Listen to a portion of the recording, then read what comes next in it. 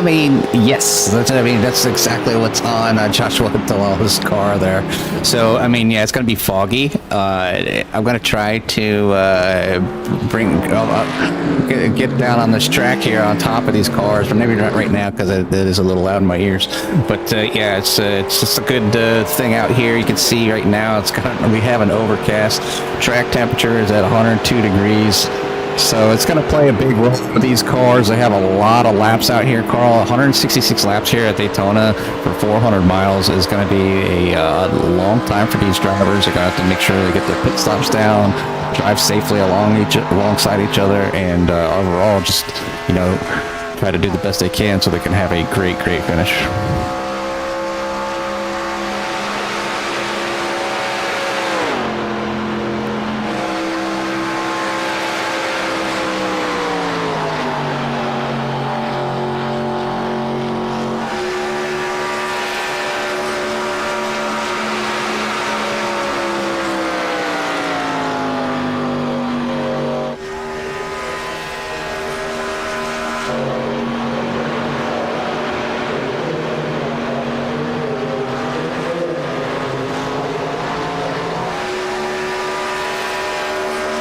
Yeah, you have to. I mean, when they're dropping with each other, they're going to actually have to lift a little bit, Carl. I mean, it's just what they do, and they go down in the corner, and if you're on the gas the whole time, you're going to end up burning up that front left. And we don't talk about tires very much at Daytona. Tires aren't a thing for the most part, usually here, but you can burn them up here with the 87s. If you don't just follow in line and lift and end up trying to oversteer the car and just get it too hot, and then you lose that grip if you actually need a little bit of grip for some runs. So gonna be a good one though. We have a lot of drivers on the track or in the docket anyways. 18, 19, 20, 22, got 28 drivers in the lineup, so yeah, it's gonna be a good one.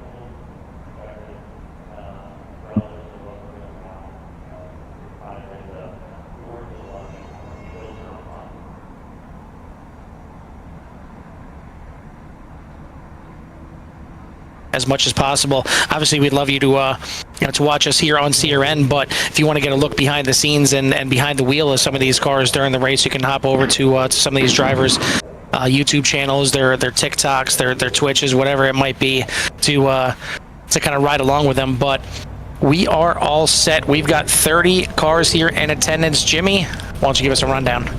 Yeah, I'm going to go ahead and just bring up the tower here to kind of just give you a rundown of who is out there, as there is this is 30. Yeah, I got a 30 on there, but 27 taking the show right now. But it's going to be Jeff Byers, Brian LaPratt, Robert Colgan, Mac Brown, Brett Guzik, Grady Gherkin, James Ledford, Big Duke Sim Racing, Dustin Shello, Ben Stevens, John Williams, Tyler Bramble, Joshua Dalla, Eddie Hawks, Michael Ziegler, Charles Abbott, Dawson Guzik, Joe Sullivan, Michael Walker, Paul Boomershine, Jason Ratliff, Kevin Martin, Tony Ratliff, Chris Smith, George Dibble, Zach Mayhew, Talon Smith, and Eric Kane.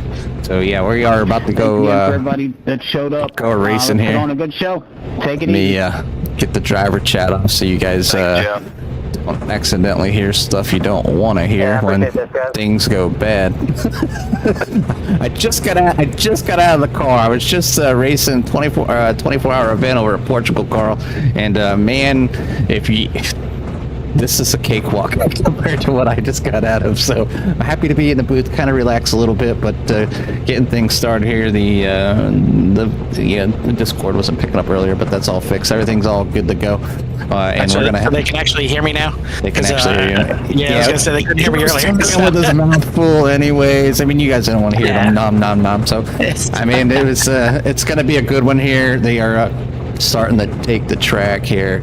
I'll have the ticker going continuously, but if you have a favorite driver out there, please go down and shoot in the text in the chat who you'd like to see, and I will gladly move the cameras over there. And just I know we missed our sponsor talk a little bit, but anything KeithSays.com, you can go over there, and they're the ones that put this thing on, and you can go over there, and if you need yourself a new Chevy or Ford, I believe you can even get a discount. So look them up, hit them up if you need a new car, and definitely thank you for Keith Says Yes to come on over here and sponsor this event here tonight. But on the pole, starting in these murky clouds, and I will try to do the best I can to give you guys some great scenery.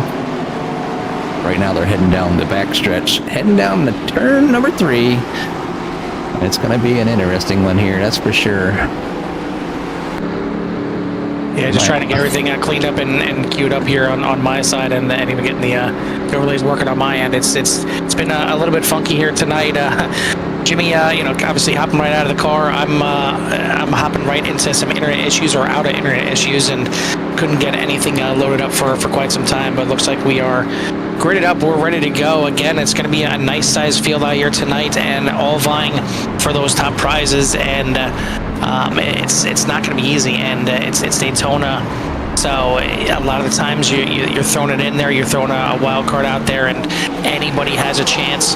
But again, with these 87 cars, they can get a little dancy on the back end. They can get a little rough to drive sometimes if you're not paying attention. It's not just as simple as mashing the pedal down and turning left when you get in the corner. Sometimes you have to kind of work it a little bit. And I know at least at Talladega you have to kind of lift a little bit. But we are ready to go. We are racing at Daytona in the KeithSaysYes.com 400, and good start by the field as they head off into turn number 1. Yeah, and it's going to be a long one, so hopefully the drivers are here to a little bit of patience here. You can see they can run too wide. So I'm going to try to. I can't zoom out too much, or you guys can't quite see what's going on. So it's going to be a challenging camera night here, that's for sure. But already you can see people shifting around, maybe starting to work together, or maybe just getting out of the way. But single file, but 2x2 behind the leader of Jeff Byers, and then Kuzik, Robert Colgan, James Lefford, Brian LaPratt, Grady Gherkin, Mac Brown, Big Dude Sim Racing on TikTok over there, and Dustin Callahoon, Ben Stevens for your top 10 right now. And this is going to shift around like night and day.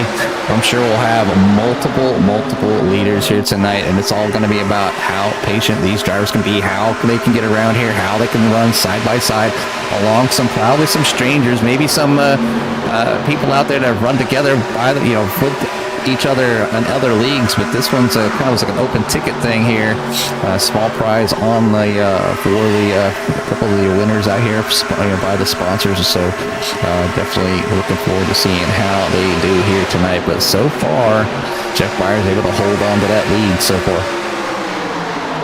Yeah, top 7 are going to get a payday with 7th place getting their money back, but close to $200 on the line for the winner here tonight. But patience is going to be the key. You really have to kind of wait this thing out, and you want to be in the right spot at the right time, and it's Daytona. So, I mean, you have 3 options. Do you try and fight to get to the lead and try and stay ahead of all the action and the chaos? Do you just find some teammates to kind of ride along somewhere, in the middle and just hope and pray that nothing happens? Or, for some, they kind of just drop out of line, drop to the back, and just kind of wait till later on in the race to make their run. But the biggest thing is the draft. You have to stay within the draft here if you want to have any kind of shot. Obviously, later on here, you don't want to fall too far behind, but a little bit of a scrape of the wall, you don't want to do that either.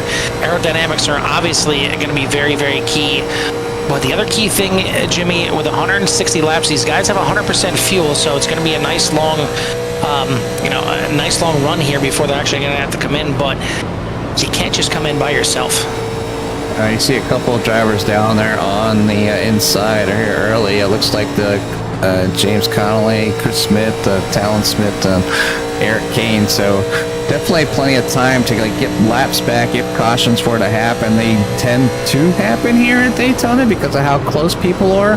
But I think with these drivers knowing that they're going to be out here for 160 laps in total, the biggest thing is fighting these cars. We are on the Legacy Daytona, and as you can tell, you were on board here with Kevin Martin and how much he's actually got to work the wheel. The cars, bopping and weaving there as he's trying to wheel this thing around. So trying to hang on to that draft, not fall too far behind, because if you fall on that draft, you can fall back quickly, and you'll definitely need that caution to catch back up. And you need to find some partners out there this early on. Yeah, and it's partners coming in. That's the big key, because again, you need the draft. You need some help there. You can't come in by yourself. You come out there all by yourself, and with nobody to draft, you're just going to fall like a rock. As it doesn't seem like much when you're out there, but we will have a yellow already out here, and we'll take a look at what brought this out. Looks like possibly Paul Boomershine, Michael Ziegler, and a few others wrapped up in this one.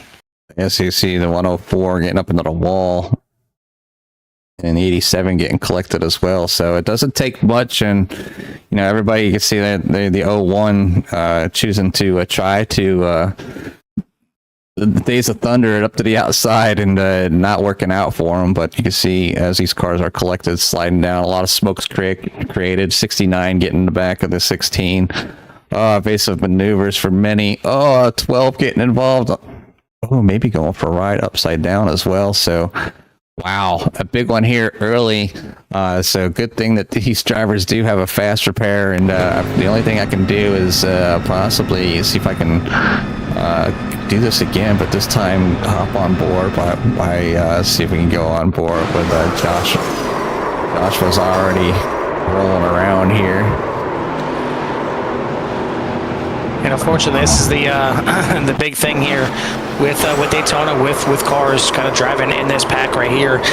Typically, it's not just a single car incident. And typically, it's a big one. This one, not too crazy. No, I wouldn't consider this one a big one when it comes to Daytona terms, but certainly a lot of wrecked cars out there. A few having to tow back to pit lane, and again, these drivers have 2 fast repairs, but you want to hang on to at least one. You cannot use both of those early in the race. I mean, if you have to, you have to, but you really kind of bank on something happening later in the race, just so you have it, just in case, so you have a chance yet to get back into the mix of this thing. But we are I'm going to be completing lap number as yeah, it's not coming up for me at all. Can't get any overlays up here for at all. I'm trying to reset everything, but not working out for me at all. But it is it's going to be a long night here tonight for these drivers, and again, patience. There's only so much you can do early on in the race. I mean, again, you want to get into the position that you're comfortable with, but you can't take too many chances.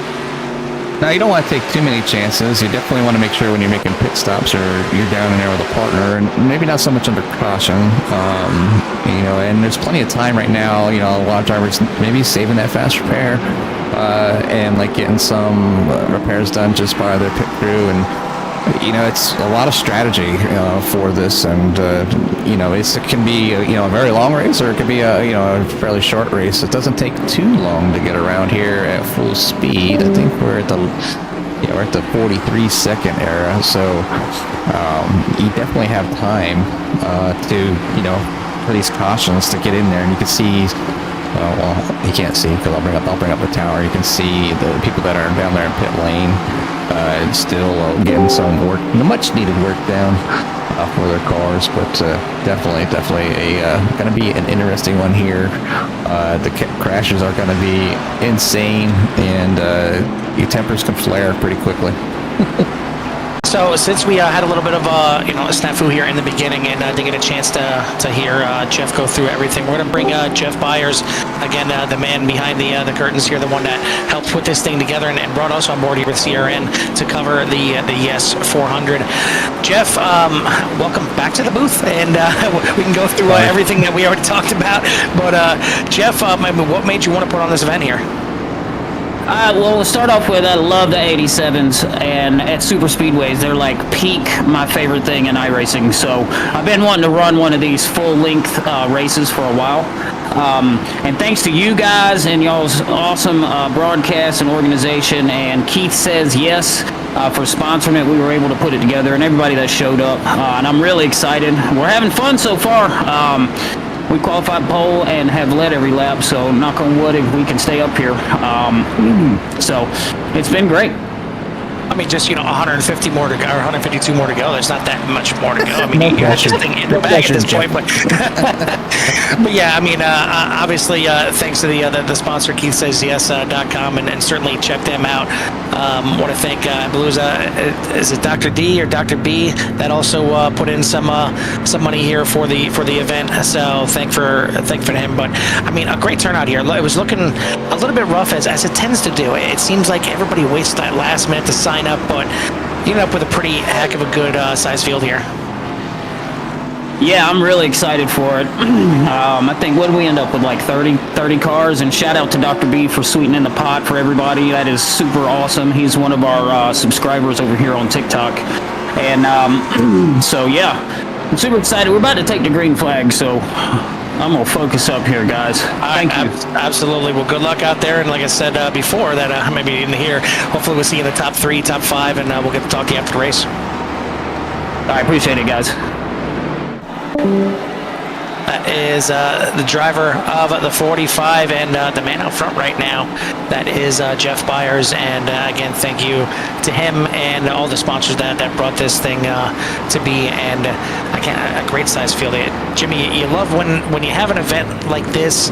Ideally, you like to see minimum 15. You'd love to see 20. But when you're getting close to 30, it's a pretty good success. Yeah, it's there's so many races out there for the drivers to come out here and participate in, and so many times that just enough out there to a big selection here for iRacing, and to find the niches, the special events that works for your time, like for your time slot, for your time off, to come out here and enjoy your hobby, and for us to put it on for the people out there so they don't have to buy all the equipment, and you could share with your families, because I remember when I first got iRacing, I wanted to show my dad, and it took me forever to figure out how to make a video and show him what was actually going out on the track. So definitely events that you can partake in, and it is virtual, so you don't have to worry about getting hurt. Well, I can't say I can't get hurt all the time, but some of the equipment can, if you hit the wall wrong, you can maybe hurt a wrist or breaking. I've heard people breaking fingers, but that's about it. So no deaths in here, and unfortunately, if you wreck the car, you could end your night. But you're still alive, and you can get back out there and at least watch or make laps, because you never know what's going to happen. Never give up, especially with those fast repairs out there. Some people maybe have to use theirs early, and that's going to take a toll on maybe how they drive, and maybe next time an accident happens in front of them, slowing way up, and it is really about checking up and just avoiding the incident, because they're going to group them all back up just like they are right here right now.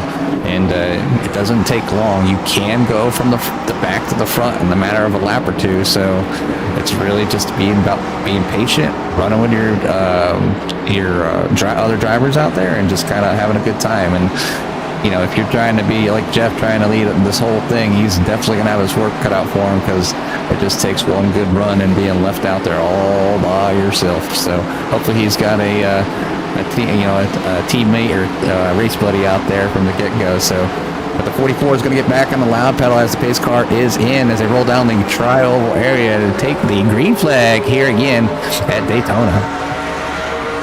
Yeah, going to be single file restarts here all night, and I think it's a good move here. Just get everybody kind of settle back down on these restarts before we get back to the hot and heavy, crazy action out there. But good restart by the entire field right now, and I want to send a thank you out to everybody out there that has CRN on their screens right now. So if you haven't done so yet, hit that like and subscribe. But as Jimmy said, if you got any kind of certain drivers you want to watch out there, certain ones you want to kind of keep an eye on, or maybe hop behind the wheel or see how they're doing, definitely shout them out here in the chat, and we'll get them up on the screen here. But we got plenty of time to do so. We got about 150 laps yet to go, as these drivers still not really even into the race yet. I mean, it takes probably a good 10-15 laps here to really get a good feel for the car, how it's handling. I mean, practice only does so much, Jimmy. You can get out there, whether you practice by yourself or even practice here in the in the session here, getting ready for the race.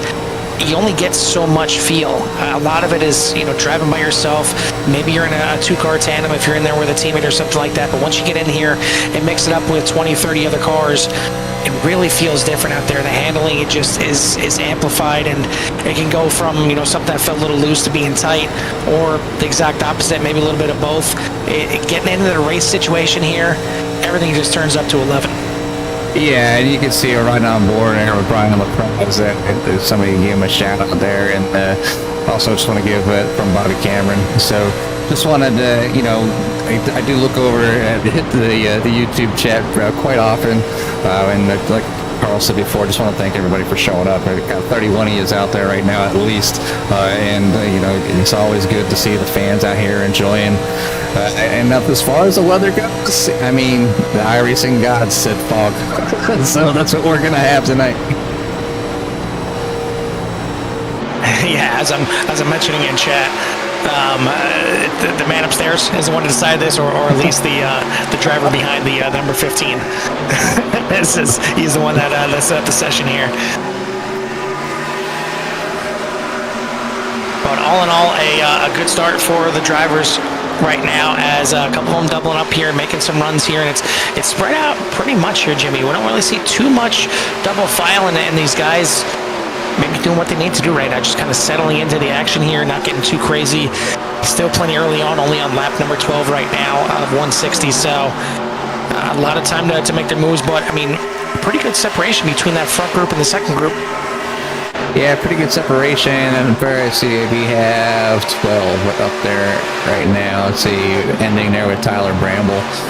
So you can see the back end of that group starting to kind of wanting to see how maybe cars work together, and seeing how much of a run they need. And then you look back from Tyler Bramble, you got Joe Sullivan kind of hanging out there, and we talked about the driver kind of in reference to who set the track conditions up, and it would be that bright number orange. So Joe, I love you in your orange, but even through the fog, you are hard to see.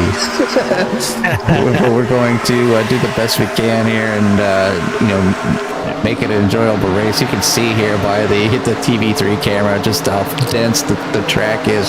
It is very hard. So Yeah, so I excuse the a lot of closer shots and I'm not being able to see everything all at once for y'all, but these drivers out here, they are racing. They are having a good time, some side-by-side going on. Jeff Byers still out front with James Ledford and Grady Gherkin in tow. And, yeah, you got that little bit of separation, Carl. But, you know, a lot of times you see these separations, and it's just another group of drivers that are just setting up for, you know, maybe something happening in front of them. You know, whether it's an accident. Because sometimes when people get up front, they get this tendency, they really want to race. You get this itch that they want to get to the front, and you do. Anytime you're out in a race car and you're on the track, you know, you want to be out front. You want to be that car. So right now, it's just all about kind of maybe just self-preservation right at the moment. Plenty of racing left. You know, we've seen cars do this in the past, you know, run towards, you know, the back, or just get a group of people together to kind of run together and think about what they need to do. Maybe they're on a team and they're like, all right, let's just hunker down here, let's stay together. That's a good enough draft for us, and we'll just hang out here. And then hopefully, you know, these drivers have practiced pit stops, because the pit stops are so important, and you know, if they can keep this thing under green, and I imagine they can, I know these drivers can. They have the talent. A lot of these drivers have a lot of talent out here. Some more maybe than others. You know, maybe some drivers don't drive the 87s very much, but they're out here just having a good time. But if you can hang together with a team, get a good pit entry, you never know what might happen. You can go from the back to the front. You can gain 10 positions easily in the pits. But you definitely need them partners, and you're gonna have to talk to each other. So hopefully, you hear the George Dibble letting up just a little bit, so he didn't get in the wall. So a little bit of momentum loss, but for the best, keeping that number 94 off the wall. Good to go here so far. Right now, Mac Brown has taken the lead over Jeff Byers. So it's just that easy. As you can see, Jeff Byers looking to the outside to get that run on the number 12 of Mac Brown. Yeah, I'm a big baseball fan, and one thing I know you don't talk about is you don't talk about a perfect game. You don't talk about a no-hitter. You don't even try and mention those words at all while you're watching it. But I think Jeff Byers might have done that. I'm going to blame him and not... I'm going to blame him as my kids are coming down to say goodnight, but I'm going to blame him and not us, because I think he brought it up first. He's led every single lap here tonight. The perfect race is gone. He did give up the lead, and he did give it to the lead to Mac Brown. Fell back as far as, I believe, 4th, but he has worked his way back up and battling for the lead one more time. Yeah, and it's just who do you have to work with you, you know? They do have to be careful getting down on that apron, though. It can't upset the car. You can see how much movement is in these 87s. You know, the road's bumpy. They're going up and down. They're fighting the wheel. You're hearing a little bit of the throttle lifting going through the corners, and that's what they need to do, so they, stay off each other, saving fuel. I mean, there's all kinds of stuff to do. The guy out front is burning the most amount of energy and fuel to stay out there, and it's not always the best place to be. It's usually, like, most of the time you're a sitting duck. But when they come off this last corner right here out of turn number 4, when they're getting ready to go down the trial area, Carl, you just get left. Yeah, you say you want to just run a super speedway series and you want to run a super speedway race. It's easy. You don't have to worry about braking. All you're doing is just turning, foot flat on the. No, not here with the 87s. And keep in mind, we're not running on the newest version of Daytona. They're trying to get this as close to realistic as possible. And the oldest version here on iRacing is kind of a legacy version here of Daytona, the 2008 version, which is what they're running right now. That's why you see it's a little bit grayer. Everything's gray at this point, with all this fog out here. But, the track itself is a little bit grayer here, and it's bumpy. It is... I'm glad this is virtual. I'm glad I'm not in the car. I'm glad if I was in the car, hopefully these guys are running motion rings, because, man, you can get nauseous just watching these guys as they go 3 wide at the front and pushing through there. James Connolly going from 5th all the way up to the lead. Yeah, so big moves can't happen, as you can see right there, as James Connolly go ahead and use that momentum to get that number 30 car out the front. And it's just drivers, and you can see how they're going to work back and forth to kind of protect their lead, keep that momentum, and take it away from the other line. And it's really, it is a skill. You know, there's a lot of luck in these super speedway tracks, but there is some skill to being out front and being able to maintain that lead, Carl. But you can see how much these cars are dancing around here tonight, and we're only at the start of it. Ooh, that pink car, number 51. Yeah, I mean, it can go wrong very, very, very quickly here, and it may not even be, you know, you're wrong doing it. It could just be, you know, you get to catch that bump the wrong way, because you see there, I mean, there's bumps just about everywhere, especially when you're going in through these corners. The travel on the suspension between just the bumpy track and these older cars here is just amazing. You watch here out the front, and you just see how much it's just up and down, up and down. I mean, it's like a roller coaster out here for these guys, but doing a great job out here on a nice little run right now. And that one, I guess I'll have to take blame for that, as it looks like it is off the track, so I'm not sure if that's going to bring out a caution here or not. Did involve a couple of drivers, but it ended up being off the track, so looks like iRacing keeping this thing green. And oh yeah, the 12 there getting into the wall, coming right across the 15 of Joe Sullivan. That is Mac Brown on the 12, the 15 of Joe Sullivan, but it looks like we are going to stay green out here and keep this thing going. But that is two cars that are started up. There we go. As we come back live, yeah, the yellow did come out here just a little bit later here. We do have live admins here, and actually it might have been for something that we missed here on the backstretch. As taking a look here, 3 wide action, and the 57 drifts up and collects, and I believe that's the 86 there, and causes a bit of a chain reaction. Jeff Byers taking a evasive action.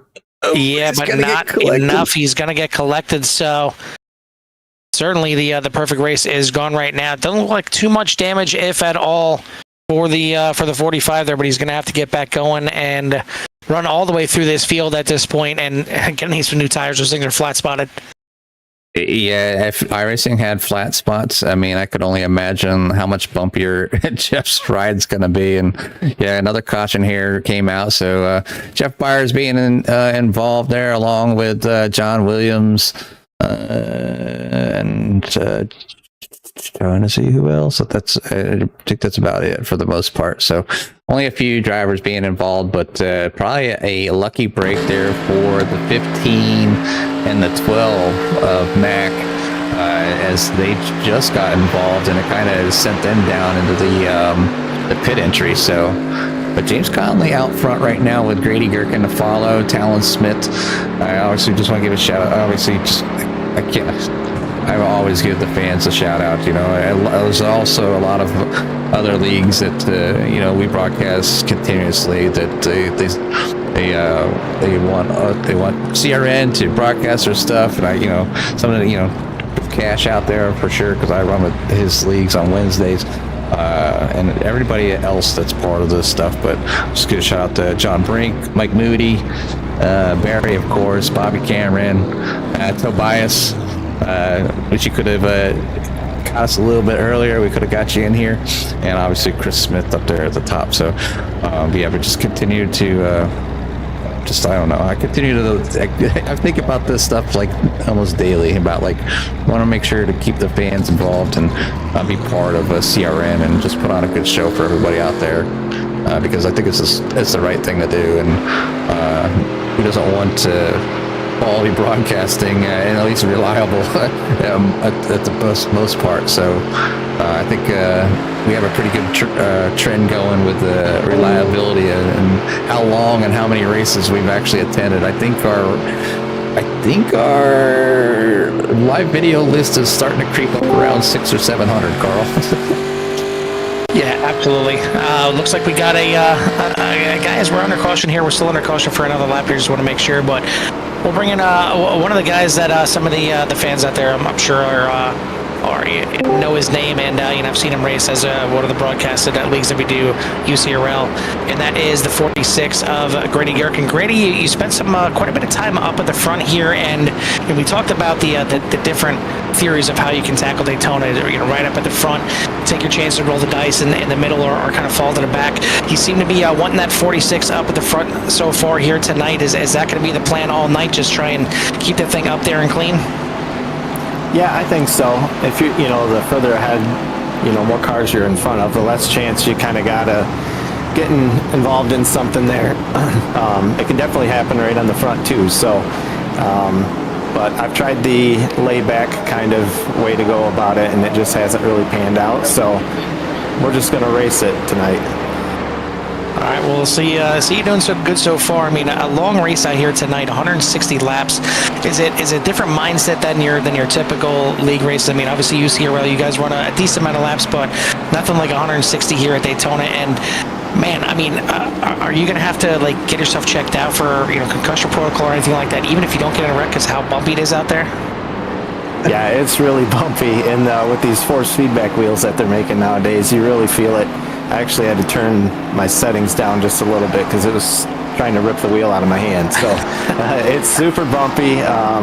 The steering is really, you can kind of feel it really good on these things. Yeah, this fog's setting in too. I don't know if it's going to rain or what, but it's an interesting night so far, and hopefully the racing's been good up to this point, and we'll see if we can keep it going.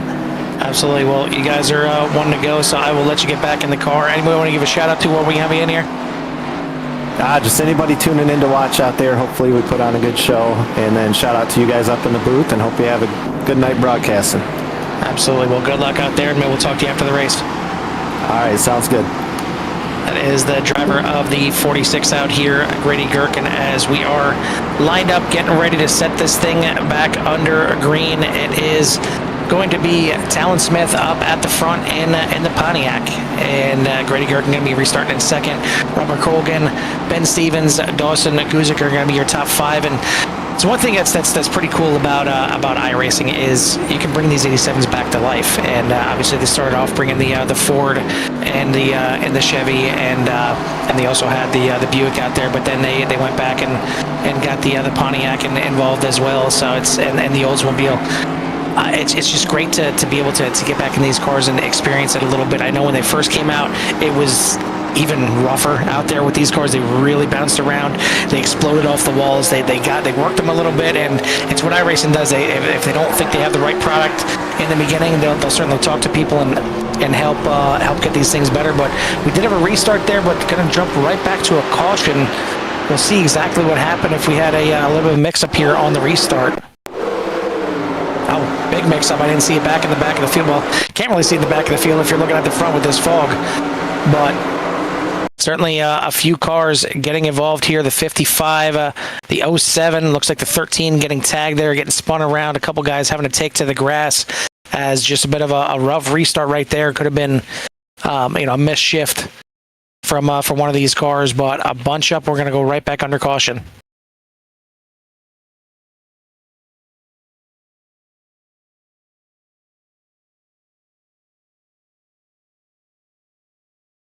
Unfortunately, it looks like Jeff Byers might have been involved in that one again.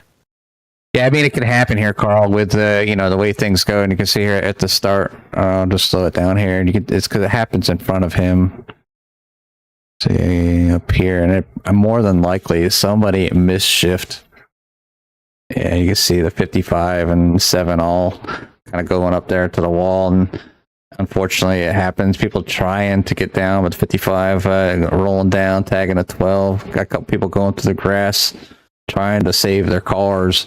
It definitely not what you want to see here. Obviously, the 45 of Jeff Byers, not wanting to see that.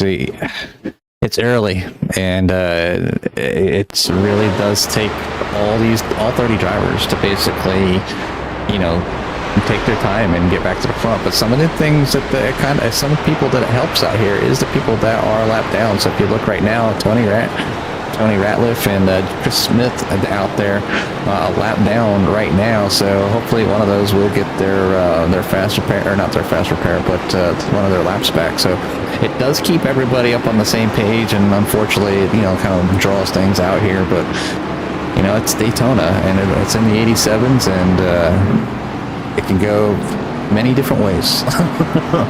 Absolutely. We did see a nice little green flag run before the last caution. This one didn't even get back on the green, really. Not everybody got a chance to get to cross the finish line, but a lot of drivers coming back in the pits. What this does, though, is it really kind of mixes up the strategy. You know, a lot of these drivers coming in here, again, they only have 6 sets of tires for the entire race, so just coming in here, topping off on fuel, maybe taking some extra repairs if they don't want to use a fast repair just yet. But I'm sure there's quite a few drivers that had to use a fast repair up to this point in the race. And again, you have 2. You can use one early, but you really need to save that second one for later in the race if possible. I mean, sometimes it's really, you know, out of your control, but you see a couple cars still banged up a little bit, and just trying to get that thing repaired as much as possible. You just want to kind of make it to the second half of the race, because this thing's really not going to pop off. It's really not going to start until get another maybe 110 laps into this thing. When you get down to maybe 20 to go or something like that is really when you need to start thinking about, okay, what's the end game here? You know, where am I at right now? Where do I need to be? Where do I think I can be to make that charge to the front? Because the leader on the 1 to go, the leader into turn 3, doesn't always win this thing, and you need to be at the right spot at the right time, and really kind of feel out all the other cars that are around you. There's a lot of things that factor into winning a race here on one of these super speedways. Yeah, there's lots of factors. One, surviving, and you see here, you know, that's what's happening. And you know, we talked to Grady Gherkin early, and he was telling about how he, you know, was laying back, and it just wasn't working out for him in previous races or previous special events. So tonight he's out there going to try to keep that 46 up towards the front and do the best he can. And you know, we've seen Grady get some great finishes in a lot of races. You know, even winning over there at UCRL, and you know, that's where these all these drivers have come from. They, you know, everybody has their own league, and this here just being a special event, something that can get out here, enjoy themselves, maybe run that full event that they would like to try out. And I think the closest thing they, you know, you get out there in official, Carl, is like an NIS race, and they're pretty close to being almost full. I think they're just over half, so, but it's a good thing. And obviously you have the special events out there as well, so they'll actually have a Daytona 500, and they'll have like the Indy and stuff like that in the different cars. So this is just another way to support all the iRacers out there and give them the opportunity to run these older cars on a full event. Looks like we are going to be going green this time by. Hopefully we can keep it green, as it's kind of funny seeing just some of the grills just you know, pitch black and barely seeing the colors as we come down the backstretch here. Not sure what it is about those grills, but they really shine through. I mean, they don't have lights on these things. According to Lightning McQueen, they're just stickers. So I mean, I don't know what it is about those grills on some of these cars, and it just seems like on the right hand side, the middle and the right hand side, that left one. You got a left headlight out, Jimmy. You got to come in for all these drivers and get them fixed. But the lights on the pace car are out. It's going to be going back green this time by. It is Talon Smith, Grady Gherkin, Robert Colgan, Ben Stevens, and Dawson Guzik going to be your top 5 here on the restart. And still got all 29 cars still in the race here. Again, just 2 cars, 1 lap down, that being Jason Ratliff and Chris Smith. And I believe both of them were involved in the incident there, so they weren't able to get their lap back. But we're going to be getting this thing back going. Hopefully they can make the start-finish line this time on the restart, as the pace car is going to be making that left-hand turn, and it's going to be in the hands and feet of Talon Smith to get this thing back rolling. Yeah, green flag is about to fly here. Now it's all about just taking your time to get things going. I know a lot of these cars can, when these starts happen, it can feel like an accordion, or it just kind of, or a slinky, you know, where something happens in the front and it just kind of works its way to the back. So, but looks like a little better start here right now. It's on board with Kevin Martin, and that number 69 right there behind the number 12 of Mac Brown back here in P19. So not. I mean, they're stretched out right now because of the single file, but I think that's hopefully they're able to allow these drivers to kind of settle down and get in another groove here and get another green flag run in here. That's why I'm at 31 of 160.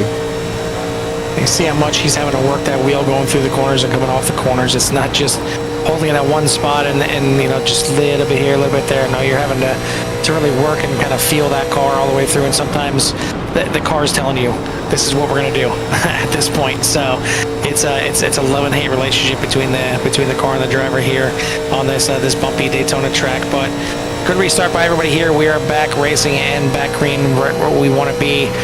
Still got a lot of time here, but you almost kind of hear the difference between the lead pack right there jumping on board compared to the guys that we were riding on with 18th and 19th. A lot more hammered down at the front of this group, and they're trying to stretch out. We get a little bit of a 4-car breakaway here with Smith, Colgan, Gherkin, and Stevens at the front trying to stretch this thing out, but we haven't really seen too much of that be successful. We've seen a little bit of a 12-car breakaway early on in the race, but even by himself, Joe Sullivan was able to run those guys back down, making a 13-car breakaway.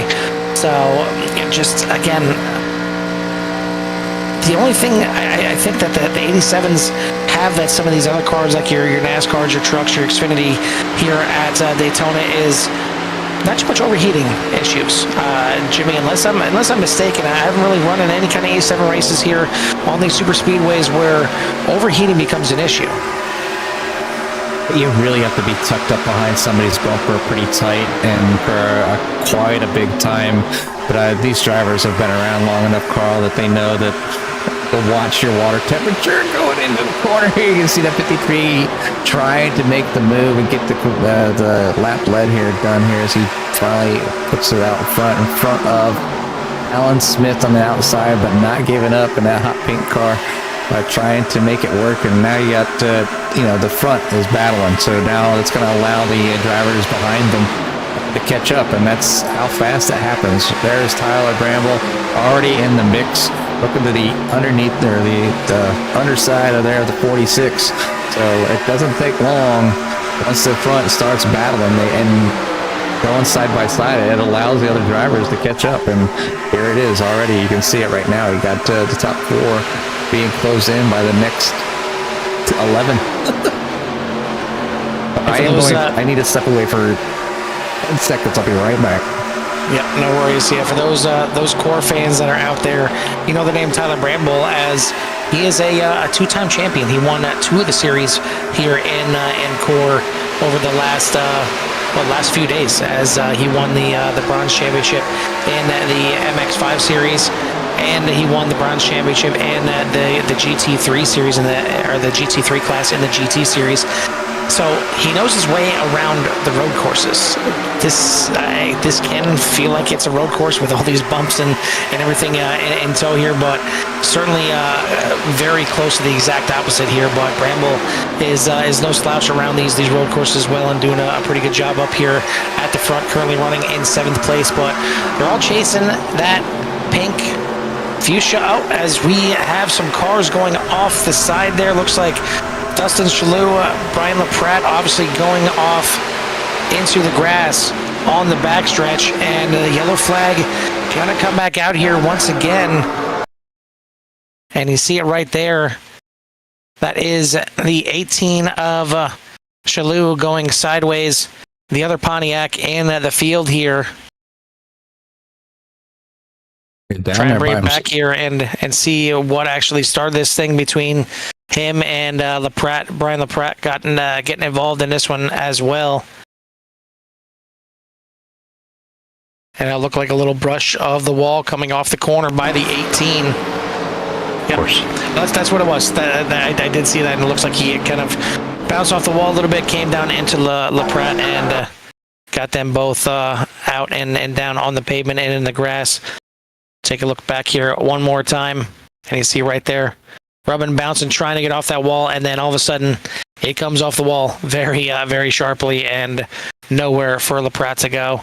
So that's going to put us under another caution here tonight, and it's been, I mean, these kind of cautions, I think that, well, maybe not the drivers involved in it, but the other drivers they're okay with it. They're not getting involved. It's just going to click a few more laps off and get them closer to that goal. It's like Jimmy said, you got to survive. You got to make this thing to the end one way or another, and you got to be clean by doing so.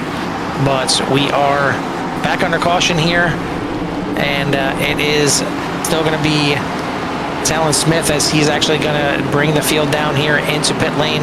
A couple drivers decided to stay out. We'll see if they stay out for this entire caution and just kind of get themselves back up in the lead. But a lot of cars coming into the pits here and going to at least take some fuel, and it could be getting close to that time, Jimmy, where you're contemplating taking a set of tires as well.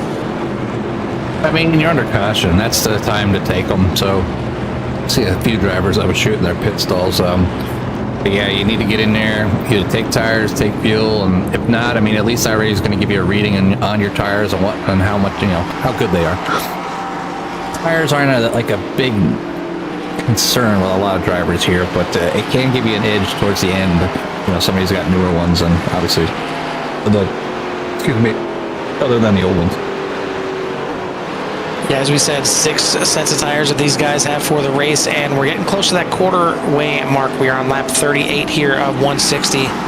So, again, close to 40, obviously, but Robert Colgan is out there in the lead right now. James Ledford in second. John Williams, Joshua, Delia, the ones in the top 4 right now, and it looks like we are, it's even hard to see where we're at here. We're on the backstretch right now, so we'll see if they decide to come into the pits this time by. But it's been pretty good here. I mean, once these guys get back going green, it spreads out pretty quickly. Not too much craziness, I would say. I mean, again, it's still plenty early. I'm sure we'll see plenty of craziness in the second half of this race. But so far, so good for a lot of these drivers. And I mean, the cautions have kind of come, for the most part, middle of the way back where you typically see it, where guys are just kind of jostling for a position a little bit. The front half of the guys have been doing pretty well so far, but that's just for now. That's just, you're just waiting for the corner to start happening at the front. So, again, just survive. You got another probably 100 laps that you need to survive before you actually start pushing. Yeah, it's nowhere near push time yet. Right now is survive mode. It's all about being there at the end. As these drivers get ready for another green flag here, they're going to single file it back up. It is going to be Robert Colgan, James Ledford, John Williams Sr., Joshua Delia, and again, we apologize for any names that we are butchering, obviously. Paul Boomershine, James Connolly, Talon Smith, Grady Gherkin, Tyler Bramble, Ben Stevens going to be your top 10 here on the restart. Yeah, fog is definitely makes broadcasting challenging, Dylan. Yeah, a little bit. It's just, I mean, you got some of these bright cars like the 18 of Dustin Chalou right there. Unfortunately, we've seen him involved in this latest caution here, but when he's not, you can pick him out of the crowd. And obviously, Talon Smith there in the bright, what would you call that, fuchsia purple? It's not really purple or pink. I guess gotta get the wave down here. Is it salmon? Is it whatever it is? You can see that car. That sticks out pretty well. But the rest of them, kind of a bit of a mishmash right now once you're getting through this fog. But again, up at the front, it is going to be Robert Colgan that gets these guys started off. And yeah, there you see. I mean, if you're sitting in the grandstands right here, yeah, I think they're in turn 3. I mean, that's crazy. It's a sad day at the track if you're at Daytona, and this is what you got to see up in the grandstands. But when you see the actual live timing tower there, not even working. I don't think they can see the cars either. So even the transponders on these cars not even working. Hey, yeah, I mean, it's like I said, I don't think I've seen fog this thick. Well, we are getting ready to go back green here. Pace car is in, and the green flag is waving one more time. Robert Colgan going to lead these guys off across the start-finish line. James Ledford in second as they will head off into turn number 1 one more time. This is lap number 40, so once we complete this, we're quarter of the way through the race. Some dodging back and forth here and there, and we will be back underway here, and it takes a little bit for these guys to fully get wound up and back up to speed, but man, it sounds good watching them do it.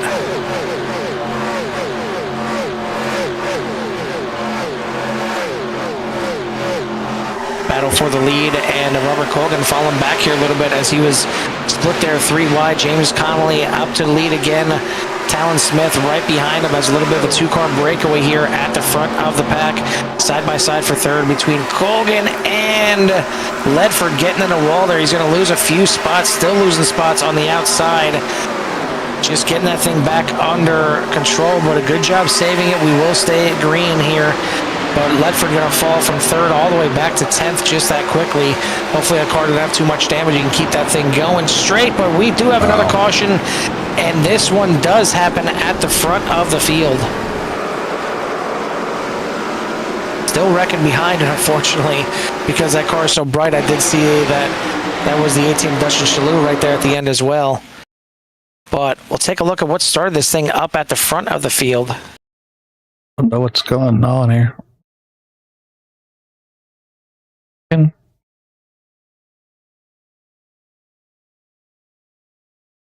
Oh, there it is, 57. It's 57.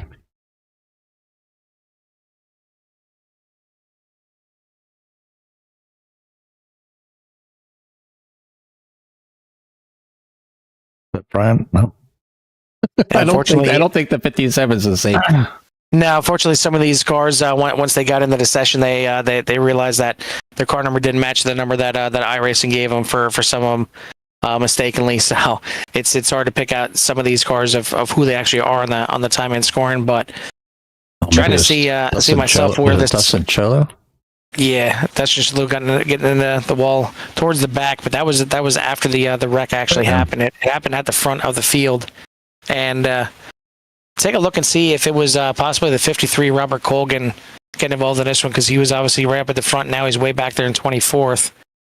So maybe taking a look at him and seeing, you see that car is really beat up, so we can rewind it from him. We may be able to see what exactly happened at the front of this field. I know Colgan was starting to slide back here a little bit.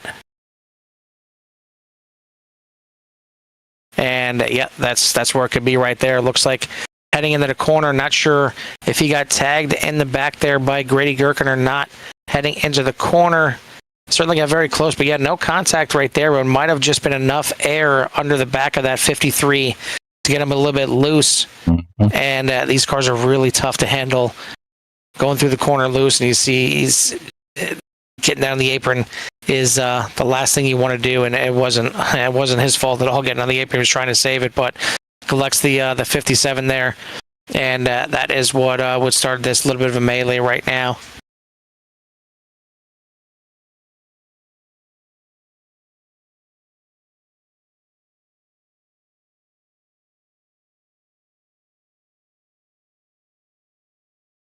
Ooh, 22 got close. That goes to 18. Yeah, a lot of cars doing a great job at navigating through the little bit of carnage here. Only a few cars wrapped up in this one. But as we bring it back live, it is going to be James Connolly at the front of this field.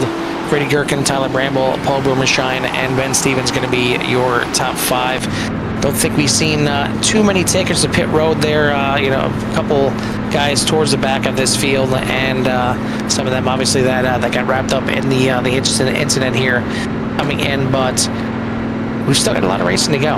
And an incident like that is how quickly a good race can go by. I mean, you've seen there was no contact. Maybe there's netcode contact between the 46 and the 53. And for those that are unaware of what netcode is, basically it's the internet gremlins not understanding where two cars actually are on the track, and it's the server's not communicating out of another when you see there's sometimes as much as a 1.5 foot gap in between cars. We've seen it get pretty bad sometimes, but it all depends on how the internet wants to react to two cars being close together. But no visible contact there. It's just the 53 getting loose, and it's hard to kind of wrangle these things back in once you get a little loose and clipping that apron. It was the end of the story right there. But we're gonna single file him back up one more time, get him ready to fire off, and see who's gonna lead this thing a little bit longer, as we do see some of the guys that were involved in some early issues starting to work their way back up through the field. Taking a look right there at the back of Jeff Byers, as he is currently back up to 6th position. So a good bounce back for the 45 here. Some other guys making their way through the field. Joe Sullivan up there, up 12 spots from where he started, up into 9th position. Brett Guzik spent some time up in the top 5 earlier, fell back a bit. Now he's back up to the top 10 as well. So a lot of guys moving and shaking back and forth, and making their way through the foggy, just ugly conditions here at Daytona. I mean, Daytona is supposed to be beautiful. It's supposed to be a great track. It's supposed to be just, picturesque, and then this happens. I mean, it's Florida. Normally, we just say wait 5 minutes and the weather changes. Well, it's been 5 minutes, dang it, in iRacing. The weather's supposed to change here in Florida. But anyways, lap 44 of 160, James Connolly out front over Grady Gurka, Tyler Bramble, Paul Boomer Shine, Ben Stevens, Jeff Byers, Josh Dilla, Big Duke, Sim Racing, Joe Sullivan, and Brett Guzik for your top 10. So it is going to be James Connolly that will get this thing fired off here, and a lot of different timings for the pit stops here up in this main group, and that really comes into play if we end up getting a long green flag run, and they have to come in on different laps. But we need to get that long green flag run first of all to get this thing going and fired off. But we are clicking away the laps here and there. We are on lap, going to complete lap 44 here on the restart, as Connolly is back on the loud pedal and racing again here in the YES 400. A little bit wobbly from some of the guys up front, as these things can get a little bit squirrely once you're first stepping on that gas, and maybe you got some some older tires on the back side. But the guys at the front getting through the gears pretty nicely here, riding along board with Jeff Byers. As man, you just see how ridiculous this is kind of insane how bumpy it is in some of the spots on this track. Yeah, it's pretty bumpy out there. And these cars float like you're on a boat, man, and it's just amazing. It is very hard to actually control these cars, and as fast as they're going, they're getting up in the. I'll bring up the dashboard for you. Yeah, over there in the bottom right, and you can see 205 miles an hour, 207, 208, 211, 212. But yeah, And over 200 miles.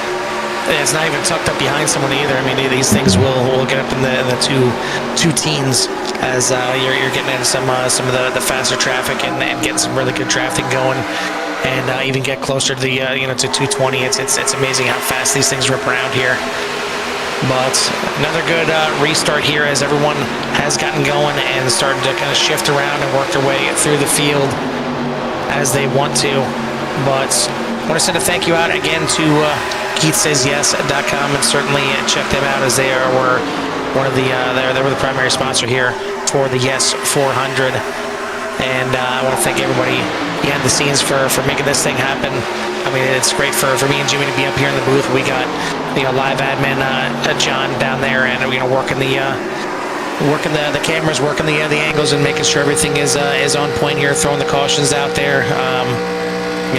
Doing a good job so far. I'm sure he'd like to give his hand a rest a little bit, but yeah, it's going here again, and a little bit of battle for the lead. Grady Gurkin here on the outside, and it is Ben Stevens on the inside.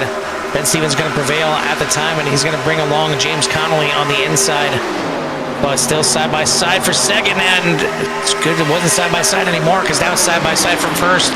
Connolly is certainly making that 30 work all over the track right now, and going to move himself up to the lead. Jimmy, I got to step away for 1 second. I will be right back. Here, as these cars continue to go around here, Conley has stepped up front. There in front of Grady Gurkin and that BS Racing Black Owl number 30. And Brady back there in P number 2. So things are very interesting. Tyler Bramble sitting in P number 3 right now, up 9 spots. But yeah, our biggest mover is the number 30 car, up 19 spots. And, you know, it's not as a big feat here at Daytona, but able to at least you can see that qualifying does not really pay out very well. So you don't have to have a very fast qualifying time. You just have to survive, get to the front, and then know how to drive some pack racing. But there's another lead change here as the 46 of Grady Gherkin goes to the inside of that number 30, putting him back up front. And Tyler Bramble is going to follow. I'll go ahead and see if I can get some side-by-side action here before they roll into the fog. But there it is, the fog. But yeah, some Conley kind of getting left out there on that outside. He's going to have to use what side draft he can get off of Grady Gherkin to kind of keep him up there. But when you're up there by yourself, you really have to side draft, and you have to just pay attention so that car below does not come up and bump you. So right now they are running down the back stretch, heading down into turn number 3, and they are 3 wide for the lead. Tyler Bramble almost gets into Conley and lifts us a little bit. Let's go check up the field just so much, but you can see how quickly everybody is right there. Oh, and we got some extra going on. There's Eddie Hawks. Who was that? That Big Duke. I think that was Big Duke Racing. Oh, it's not Big Duke Racing. That's James Ledford. This one right here. Not Big Duke Racing avoiding. Who was that? Was it the 87? Was it Brett Gusick?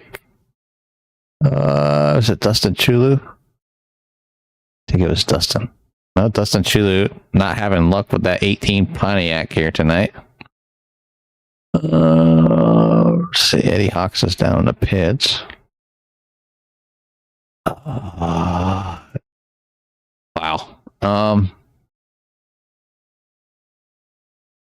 Trying to just find it for you all just so you can see.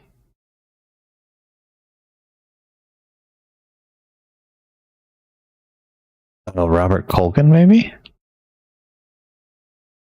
Yeah. Oh,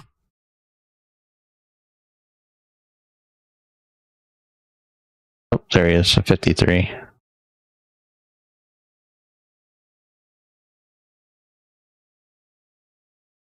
Looks like I came back to another little incident here out on the track.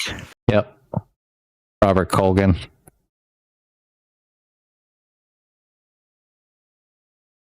Now, this was the incident from before. This was the previous yellow. Oh, wow. Yep, because I remember that one. Thanks, SDK. I gotta say, was I did they go time machine here and come back in time? But Maybe. I don't.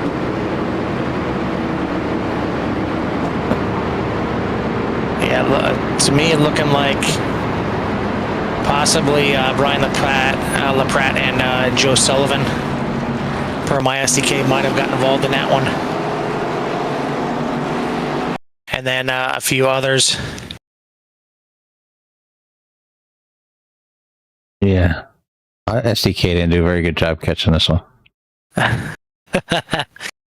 Well, I didn't do a good job of catching the rain that was coming through my area with all the car windows open. So I got nice and drenched here, nice and cooled off. I think I would rather it be foggy like it is here at Daytona. But yeah, it looks like right here we go. Yeah, big incident there. A little bit farther. Yeah, it looks like maybe the 104 of Dawson Guzik tries to get a run and just kind of swipes a little bit to the right there on LaPratt and gets him loose. But I think there was a little bit of incident going on in front as well that might have checked all these guys up. I mean, yeah, right there. Yeah. Looks like Jeff Byers possibly maybe going alongside. Oh, no, it's the 39, I believe. Is that the Look like Yes. no, not the 39 actually, because the 39 is Bramble. Have to see some of these cars, but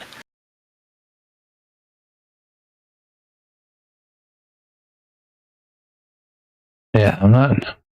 it's what gets a little rough sometimes about these these one-off races. With league races, you have drivers' numbers set, and that's what number they are, and that's what car they're driving, everything like that. But when you have these one-offs, sometimes if one person comes in here and they forgot to change their number in the settings, all of a sudden it kind of throws it off all down the line. It looks like the 99 maybe instead of the 39. Getting involved in this one, that being Ben Stevens, getting a little sideways. And 99. And then some major chaos and We got a light. yeah. A rough ride there for some of these drivers is, this is the pain of, I guess, the driver's pain of pack racing, because it can happen so quickly, so fast, and as heavy as these cars are, it's not like they stop on a dime at the get-go. So you end up losing a few cars in the pack. So right now, Carl, I know we're getting ready to go back green here as they are on the back stretch. We still have 28 drivers on the lead lap. So Yeah, absolutely. And it looks like maybe only 28 drivers that can get out there and win. Yeah, I think the only one out of the race, it looks like maybe Robert Colgan calling it a night. I don't see him in the pits, and it looks like he may be done for the night, or at least done for the time being. But yeah, still got 28 drivers in the mix here, and all on the lead lap at this point with these cautions. Lights on the pace car are out. We're going to get fired off here again after we complete lap number 53. So getting close to that ever so, well, not important here tonight, 100 laps to go mark. But we'll get this thing back going green, and we'll try to, if we end up getting more cautions, sometimes these cautions just breed cautions, and it happens it happens on short tracks, it happens on big tracks, doesn't matter where you are. Sometimes it is what it is. But if you have any drivers that you want us to kind of pull in here and see if they want to have a little in-race chat, and maybe see if you guys can get a little shout out from what we'll try and do, so if we get some more cautions. But pace car is in. James Connolly at the front. He doesn't have to weave his way through the field this time. He's got the loud pedal down. We are racing at Daytona. Yeah, the big part about getting a good jump start, just like Conley did, is being able to kind of hold off the train of the rest of the pack. But being in the single file is going to help him out, and not worry about that too much. But get out there, get a nice draft going there for Tyler Bramble and Grady Gherkin. Yeah, of all the places where you don't want to get a good draft, it's the super speed, or not a draft. You want to get a good jump on the restart. It's on these super speedways, because you get out there and, like you said, you can just get freight trained. I've seen more often than not guys when they get the restart, they'll jump on the gas and realize that the guys behind them are starting to fall back pretty quickly. They'll actually drag the brakes a little bit, or you'll be a little bit slower up through the gears, just so they don't have that sizable gap that James Connolly did. But it looks like the field is going to rejoin him here after a complete lap there. So one heck of a jump for him to hold them off for an entire lap. They're going to fall back in line, as a little bit close back there with Talon Smith and Robert DeJersey up at the top of the track there, as they'll go side by side now down the backstretch. So, Jimmy, we got a little over 100 laps to go, but some of these guys are looking a little bit racy. They want to get back up to the front one way or another, but it's tough. I mean, yes, these guys said to get in the car, they're racers at heart. There's a reason they're on here, whether it's for fun, whether they want to do this professionally. Some do. I mean, there's all different kinds of drivers out here in the field, and to tell them, you just need to be patient. You just need to hold off. You just need to relax. Don't do anything for 120 laps, and then you can race. That doesn't always work, Jimmy. No, sometimes it never works. No, yeah, car go fast. I want to go fast. That's it. That's really what it comes down to, and it's hard to pull in the reins here a little bit on some of these horses out here. But not only at the front, Grady Gherkin in second, Tyler Bramble, Dawson Guzik, your top four. Then you got Jeff Byers, Talon Smith, Robert DeJersey, Paul Boomershine, Charles Albert, and John Williams Sr. going to round out your top 10.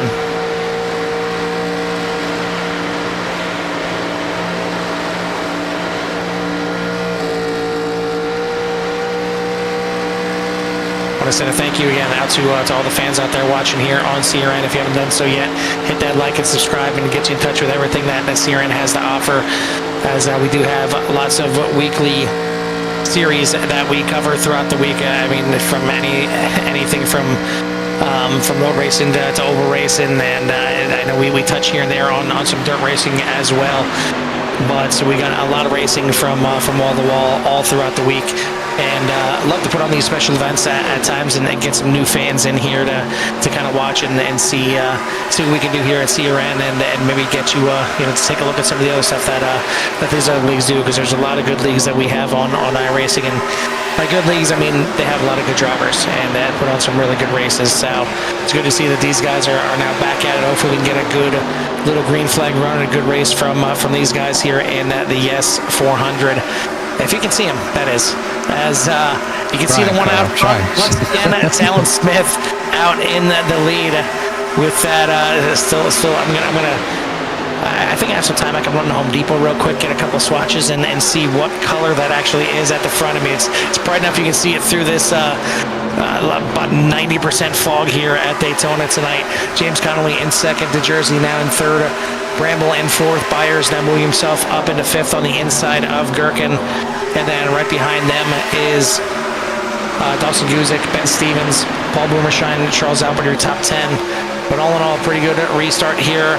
And you see already, though, I mean, you take a look at the track map, and as Jimmy calls them, the Skittles, the M&Ms, whatever you want to call them, really spread out all around the track. I mean, halfway around the track at this point. We've only been green for a few laps, but this field really separating pretty quickly, and especially you look about the top, 14, 15 cars in that lead pack, and then a sizable 3-second gap in between them and the next group. I mean, 3 seconds, that's not within drafting range for sure, but I don't think we're done seeing the cautions here tonight. I think it's going to get a little bit racy at some point, but you still got to be worried about falling this far behind here, right on board here with the 16th place here, Big Duke Sim Racing on TikTok if you want to check him out over there, and a huge gap from 16th to 15th at this point. But again, just time right now to ride along as we will complete this lap and be 100 laps to the checkered. And 100 laps of checker. So, I mean, plenty of good racing so far. Obviously, we've had a few minor mistakes, but that happens on super speedways, and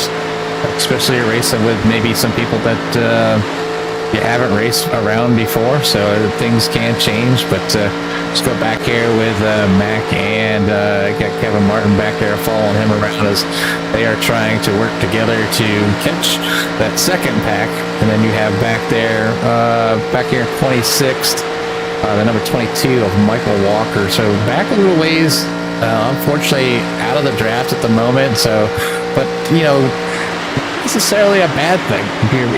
It could pay to your benefit, but if they can get a nice green flag run, you could find yourself in a situation where you're going a lap down, as they will pull away from you quickly. And if I go here and I bring up the dashboard by themselves, the cars only hit about 200 miles an hour, so they don't get up in that 210, 215 range, about 190 through the corner. So it is a lot slower, and they do lose a lot of time, but there's a little bit of battling going on up front here, and that could cause for an incident. But right now, doing good so far, as they are too wide coming off turn number 2, heading down the backstretch with Talon Smith out front with Robert DeJersey now going to the inside, taking that spot away.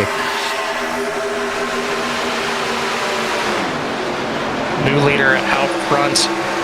And still some battling all through the field, but DeJersey to the front right now. Connolly, when we've seen him do anything and everything to get to the front, yeah, he's not going to waste any time. He's going right to the outside again. He wants to keep that 30 out front, and it's it's a situation where if you're out front, the only way you're going to get in a mistake is if you make it, or if somebody pushes you into a mistake. So I guess that's the mindset that the 30 wants to handle right now, and so far so good. So far it's working, as we are come around here on lap number 63, and the field nice and spread out. You see that that gap though that we mentioned earlier, that was 3 seconds in between 15th all the way back to 16th, now already down to 1.3. So they worked their way back up and caught this field and now it is one big sizable gap all the way until you get back to, I would say about 23rd, and then you have that gap back to the 12 and the 69 of Kevin Martin and Mac Brown that are a little bit further away. But all in all, some good racing right now, Jimmy, and we're on lap number 64, so we haven't really seen these guys stretch it out and had an idea of how long they can go on fuel, but you got to start thinking about this as we're now under 100 laps to go. You should know now how much fuel roughly you're burning under these green flag laps and get an idea. I mean, it's tough when it comes to these drafting tracks to know what your actual fuel burn is, and kind of what's your worst case scenario, what's your best case scenario, if you're leading the pack, if you're running behind somebody. But you kind of start getting a picture, maybe just in case this thing starts to stretch out and have a good green flag run, to figure out how many fuel stops you're gonna have to make the rest of the race. Yeah, we know they're in for at least one more. That's a fact. Possibly two. Good call, Jimmy. Good call, buddy. Yeah, I want to say at least one, maybe two. But I'd like to see them complete a green flag stop. If executed properly, it's probably one of the coolest things that you'll see in iRacing, where you see about 10 or 15 drivers just going at it, and they come down into pit entry, trying to get the best entry. They fan out, and it really is quite an amazing sight when they nail it. So we'll see if they can make it that far. But right now, we got some action up in the front. Got the 86 of James Conley. 86 of Robert DeJersey, and James Conley fighting with the 30 of James Conley. But Robert Talon putting that pink machine back up front with that number trying to put that 51 back up front. A little bit of a breakaway here at the front, maybe 11 cars or so at the moment, but we've seen that ebb and flow throughout the entire race here, and it gets closed back in pretty quickly. But Jeff Byers, obviously we talked about him plenty here, being the man behind the S400 here and getting this thing organized. But he was out there, had the pole, had the lead for quite a few laps before he ended up getting in an incident, fell back, had to take a fast repair, and now has worked his way all the way back up into the top 5, up into 4th place right now. Getting a little close there. Dawson Guzik into the outside wall pretty hard there as he rubbed up against, I believe that was Ben Stevens he was racing with, and shot himself all the way up into the outside wall. Looks like he's going to fall back in line behind his brother Brett Guzik right now as I head off onto the backstretch. Hopefully not too much damage for that 104. Seems like he's keeping up the pace at least in this draft, but that was a pretty hard impact on the front stretch. And just kind of looking from back on the 104 there, you can see some right side damage. Not necessarily going to affect the way it handles on the draft, but it could. Depending. So he might have to be stuck behind somebody for a while so he can get in there and get his crew to kind of bang some of those dents out to make things go. But right now doing a pretty good job there, sitting in P at number 9. Let's see, Brett Guzik is out there just in front of him there. Wow, this fog is killing me. As James Connolly back out to the lead, he's got Talon Smith right behind him, the jersey on the inside. But both Talon and James were going to clear, but DeJersey fights back on the inside. And it's certainly one of those situations where you can hang by yourself for a little bit, get a little bit of a side draft if you're brave enough. I mean, it's hard to get close when these cars are planted to the ground, but when they're bouncing around so much, it is hard to get an idea of how close you can get. I mean, one bump or one little bounce car, one little inside car, and they're going to turn into very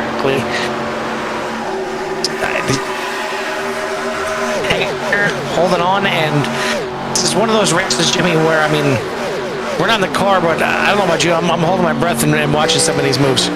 Yeah, I keep catching glimpses of people taking a dive or a move, trying to make things work, or to shoot the smallest of gaps at 200 miles an hour in these heavy old 87 machines. But you see the run that some of these drivers get, and they just gotta pay attention to what's around them, and if they go to make that move, make sure it's clear. There's a little bit of damage on number 15, maybe kind of hindering him to kind of poke his nose out there by himself, but it's trying to Paul Ledford around there, and a number 48 NP number 14. So this is the second group that we're looking at right now, as they're trying, I think, to maybe work together, just kind of hang out back here. And you're at the point where you either need to work together to catch up, or you need to just kind of hang out and wait and see if anything happens up front. But right now, these drivers are single file back here, starting with I think it's Brian LaPratt. Back up front here as they continue to battle for the lead here. The 86 of Robert, New Jersey, going for the lead yet again here. But the guy was out front earlier than Jeff Byers, that number 45, looking to get that nose back up there again. But now they're going 3 wide on turn number 3. Excuse me.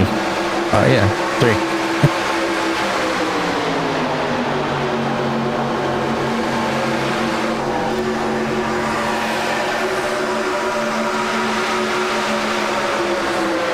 Sometimes the drivers they're comfortable running this close together. Some more than others, and it really does go to basically knowing the width and how big that car is and how it handles under certain speeds. And if as it goes around, as you can see, some of the side drafts bouncing out a little bit. But yeah, they're gonna spread out. There are a lot of these drivers still jockeying for position as we're closing in the halfway mark here.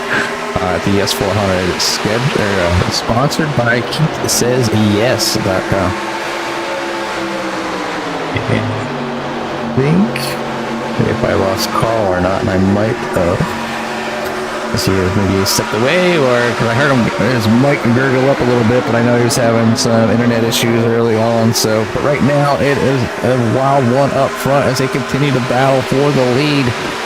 So the 30 of James Conley goes to the inside of that number 86 and is able to take that position away. And there he goes. That's Carl stepping out momentarily as they have weather going through the area up there. But right now we got something going on back here. Somebody drifting back with 6.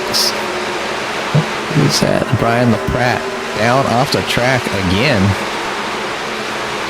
So LaPratt not catching a break here on lap 73. No caution is flown. We'll see if we can see what happens. Just gets a little bit loose, and then an assist. It's going to send Brian LaPratt down the field there, bounce off the wall. So some damage taken there. He'll be looking forward to hopefully maybe a caution flying out here sooner or later. Down on the bottom of the track, definitely hurt.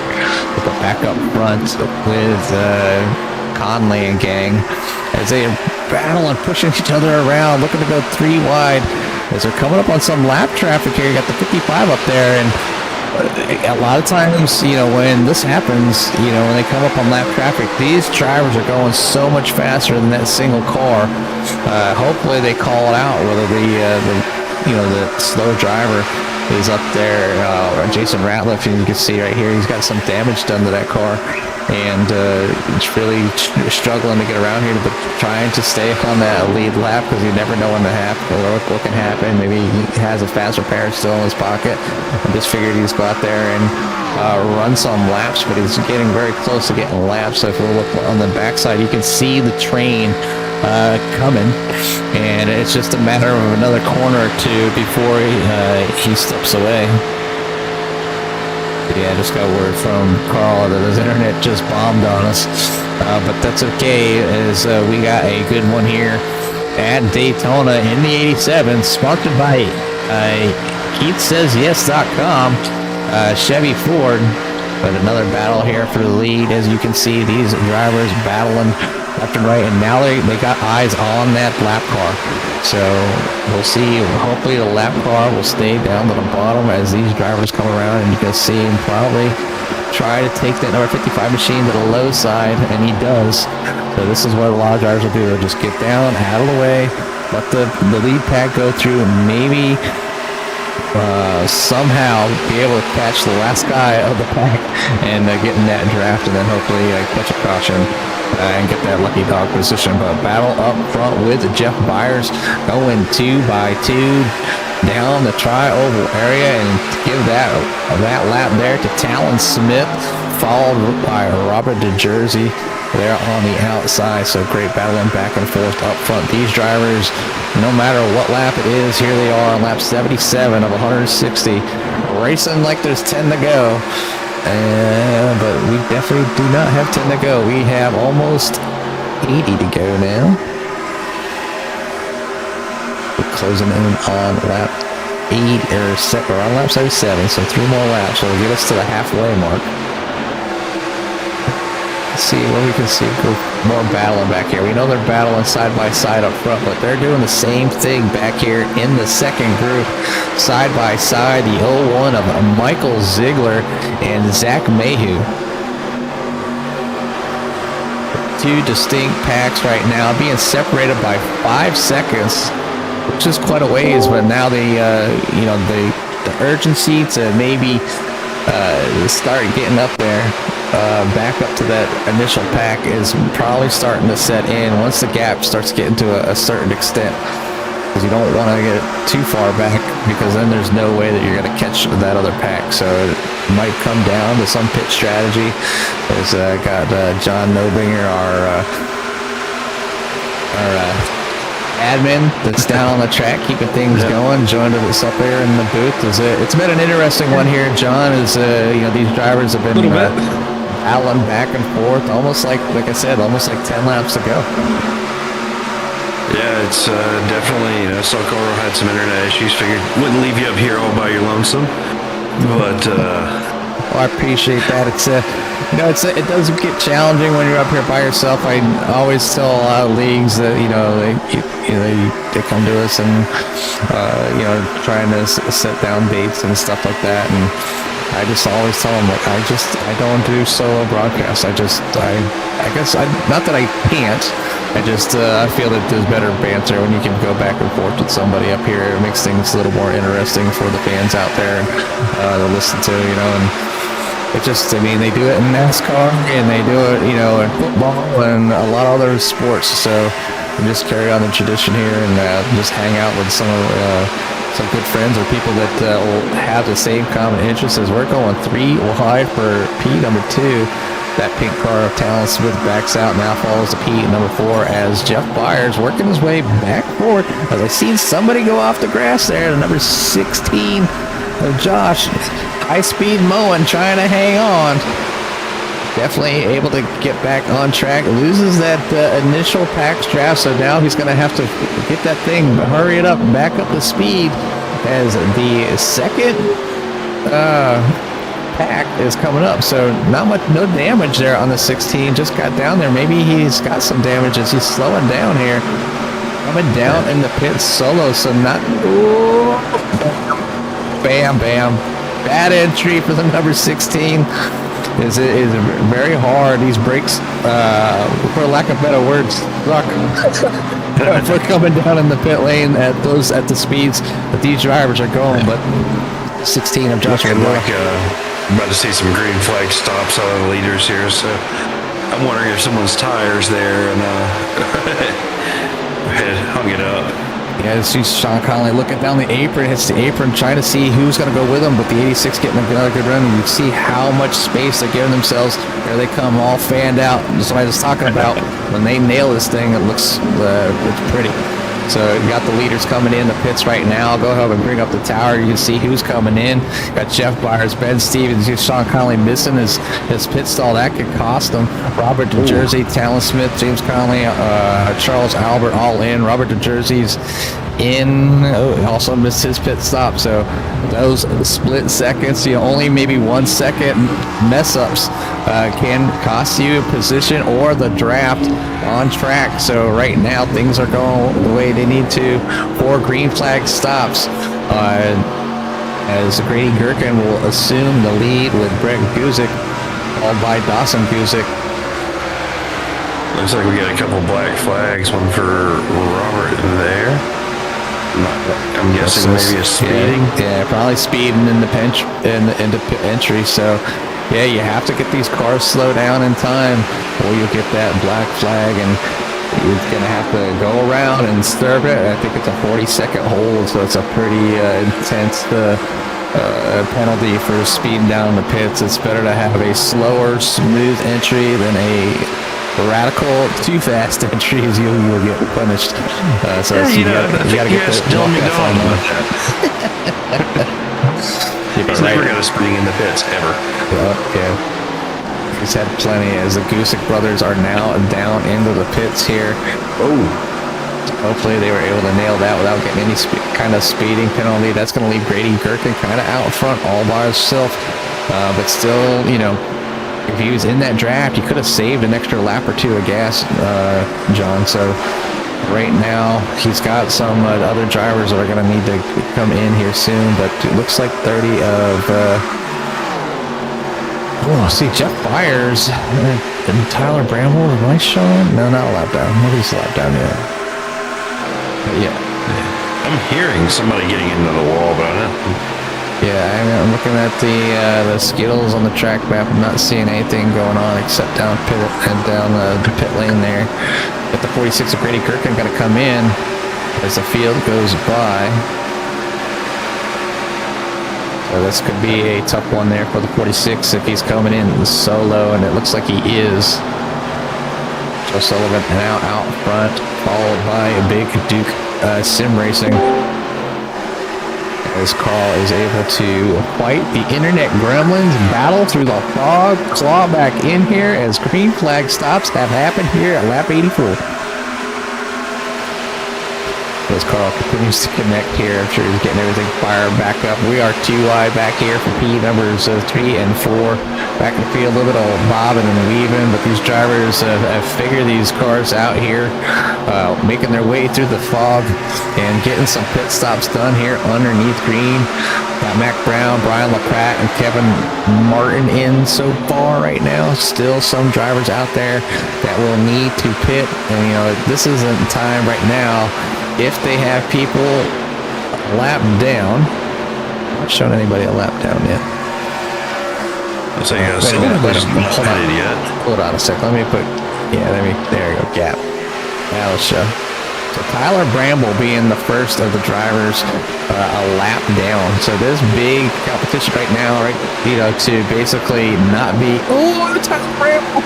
And I didn't mean to talk about him like that, but getting down on an apron, getting loose, able to save it, trying to get back up on the roadway. Oh, get the valve And caution flies. So that's going to be big news for the drivers staying out. And looks like Ben Stevens are able to get that lucky dog. Hop back down to the admin duties.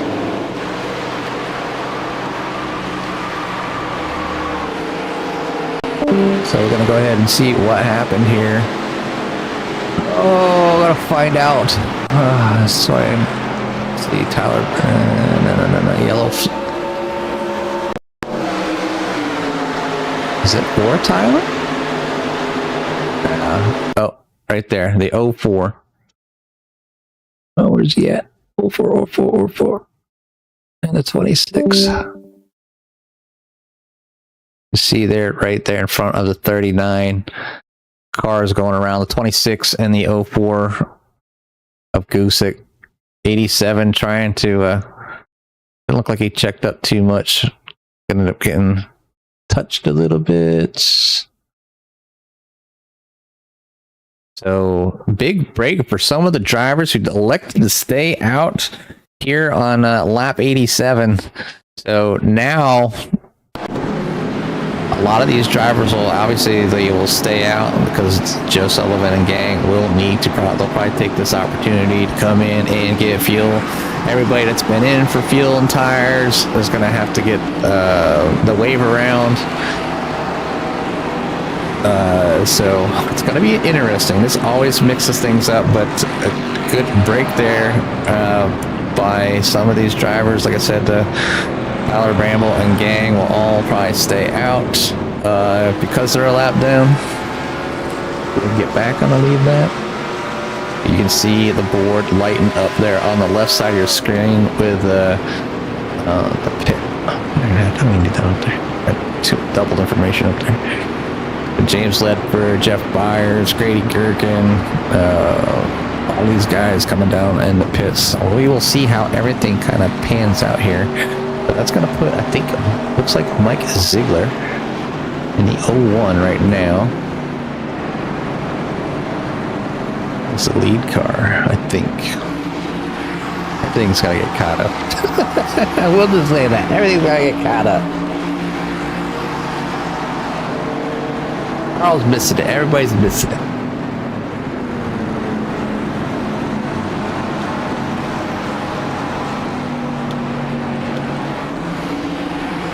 Laps down. 82 more laps remaining. We are just over the halfway mark there, folks. Plenty of racing still remaining. You've seen how chaotic it can be. You know drivers are using up them fast repairs, or maybe not. I'm not in the car, so it's hard to tell. I don't have driver chat on. I wish there was a way I could gather in another ear without it be considered iRacing sound, so you all didn't have to hear some of the outbursts that happened. It gets pretty wild in driver chat. As when you're a race car driver, it's never your fault until after you review the replay. So.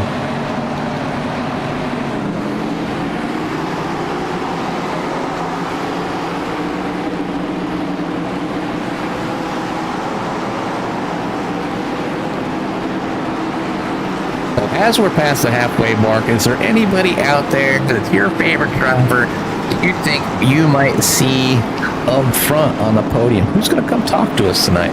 Who's going to come up here and talk to me and Carl for this YES 400, sponsored by KeithStillsYes.com. Over there, Ford and Chevrolet. Need yourself a new vehicle? Hit them up.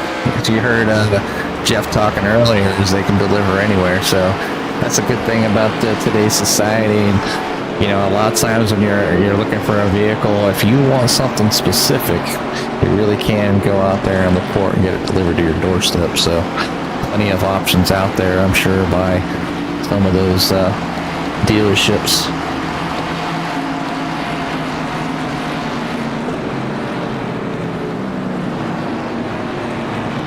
I even had plans of buying a new vehicle, but mine's almost paid off. I want to be team no car payment for a while. So I only got a few more months left in my pickup truck.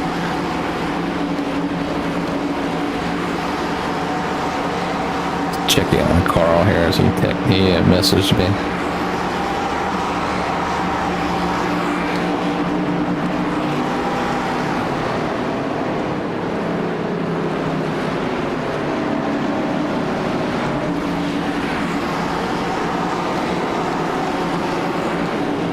We'll hear back from Carl when his internet gremlins decide to stop cutting down trees or doing whatever they do in PA.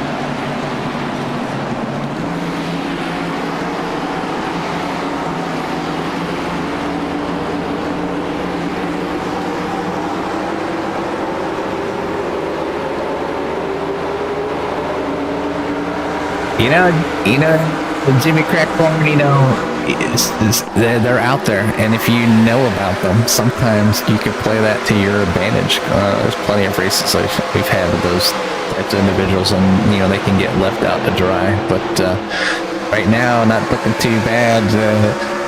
Big Duke Sim Racing over there on TikTok, and P number 3, followed by Joe Sullivan. But we do have Sean Conley out front, and it seems where that number 30 likes to be, followed by Talon Smith. And these two have been battling from the get-go. So if these 4 cars can settle down and just hook up, they can really put get that gap in and start pulling away from the field, and hopefully, this thing could go green the rest of the way. I mean, one can only hope, right? Probably not going to happen. I'm just going to be honest here. Back here at P number 13.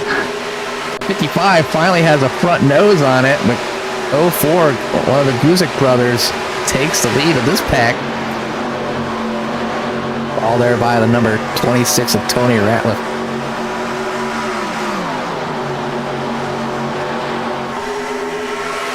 I wish the sun would come out and burn off some of this fog. Yeah, it's just a little hazy. I mean, I live here down here in Florida. I don't live over by Daytona. I live on the other side. I guess you call it Alabama, but somehow Florida has managed to pick up most of the coast here in the southeast. But yeah, great battling down here right now on board. We're following Ben Stevens, number 99 machine. We've seen him getting his an incident here tonight, but following behind the other Gusick brother there in that bright teal and purple 104. A pretty good race so far. The number 12 of Mac Brown, about 13 spots. Seen him start up front, kind of, I think, chilling because I know he probably had to use that fast repair, but definitely trying to work his way forward as well. Another good one back here, number 32, Eddie Hawks. Looking like a good old Mountain Dew paint scheme on an 87. Yeah, you're right about that one. I love when drivers come in, they do these events to these older cars, and they bring out the old paint schemes back when they were running them back in the late 80s. Oh, and the 26 going for Tony down there by himself. 69, something's up with a 69 as well. Kevin Martin slow down off the racetrack. iRacing not throwing a caution for that one. Oh, that would be Kevin Martin. See if I can find Kevin Martin somewhere. There he is. There he goes off track. Kevin Martin went off track right here. We'll take a replay, see what happened there. Oh, it's going to be a hard hit. Down to that barrier, taking the nose off, taking for a spin. You can see the smoke coming from that machine. That's some engine problems there. That's a meatball flag. He's going to need to bring that thing to get it in fixed. But this iRacing not throwing the caution on that one as it happened off the track. But back up front, the number 78, Big Duke Sim Racing on TikTok. Out the for the first time tonight. John Connolly's not going to have it. Looking down at the inside. 78 getting a little bit of assist by the 15 of Joe Sullivan. Sullivan looked like he was thinking about making it 3 wide for a second. It's always tempting. You get that small gap. Oh, look, and he is going to take it 3 wide, but down the inside, number 15 as they head down the backstretch. You see drivers are following in. They'll leave that 30 in the middle, and they're hung out to dry. 30 able to come down in front of that number 94. Of Greg Dibble. Dr. Pepper machine. Mars on the side. Not a bad looking paint job. See if Sullivan gives up the lead after getting it just to lead that lap. Joe loves leading ups.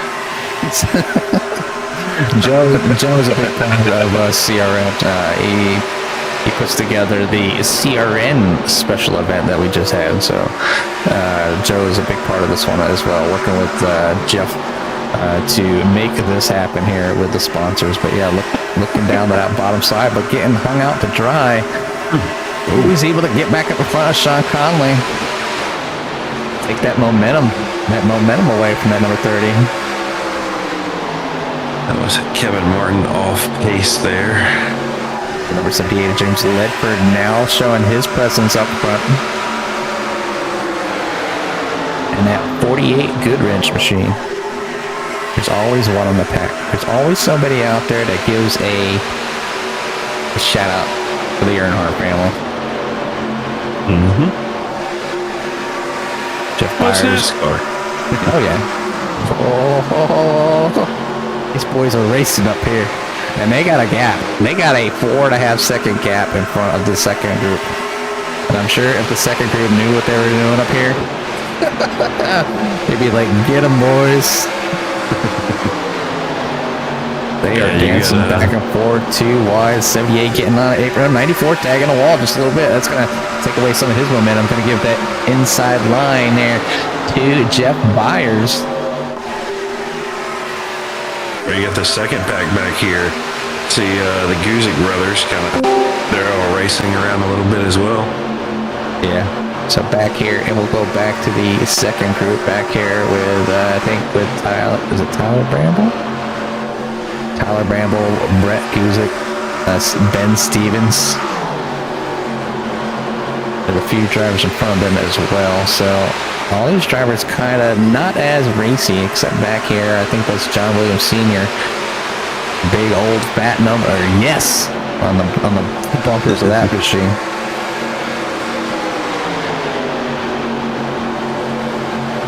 I like seeing drivers who support the sponsors like that.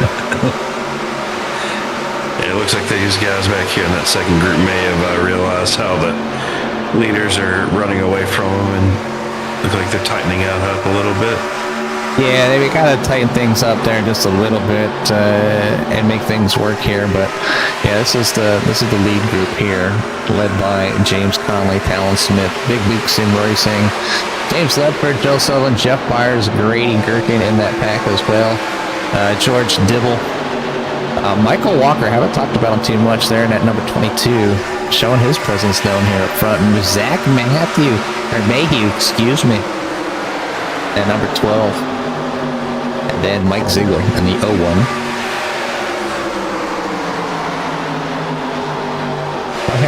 Maybe I have, who is behind him? Who's behind the number 12? Must be, I think it's Brian LaPratt, yeah. Brian LaPratt, a little lap down. So we'll go back and show the tower here, show you where everybody's at. Brian LaPratt being the car, probably wanting the caution.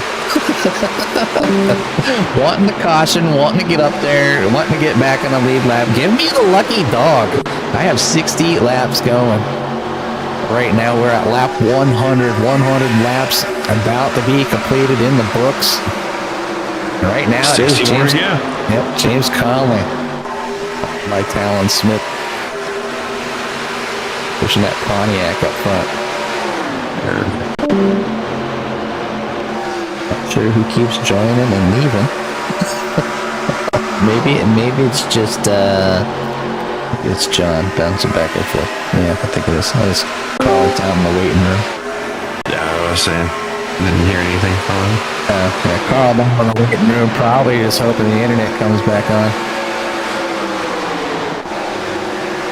This would be such a great camera if it wasn't cloud. You know, I will say I've never noticed the grills doing that before, where they're kind of blacked out. Yeah, I don't know. It's got to be a lighting thing. Yeah. It's only the newer ones, the Buicks and the Pontiac. Yeah, and here they go. This stage group is starting to catch up on some lap traffic. Yeah, I love those wall cams. Yeah, they're some of my favorites. Let me see how far back to the next group. A little more organization between the two groups right now, but that front group, I think they kind of realize that there's still plenty of racing to go, and they're only going to make a move if it's some kind of big run. So, just like here, Ledford and the 46 of Grady Gherkin. Oh, Ledford getting up in the wall. Definitely going to take away some of his momentum. Can only do that a few times before So it almost looks like these guys are more drifting into the corners now once these tires are wearing out. There's so much speed, you know, and you don't think, like, Daytona's not a huge tire situation, but it will play a small part when it comes down towards the end and you're trying to make a move. You want it to stick one more time and at a certain groove. So right now, this is the second group here. Back here in Pete, number 13, with Dawson Guzik. I'll go hop on top of his vehicle here, as you can see. These drivers trying to got some time to make up. As that gap is stretched out to 7.5 seconds between the two. But right here on board right now with your leader, James Conley. You can see how these drivers... A little bit of damage on that left front. And that could cause some big issues there for Talon Smith if not used properly. And maybe that he knows he has damage right now. And why he is tucked up underneath that back bumper of the number 30.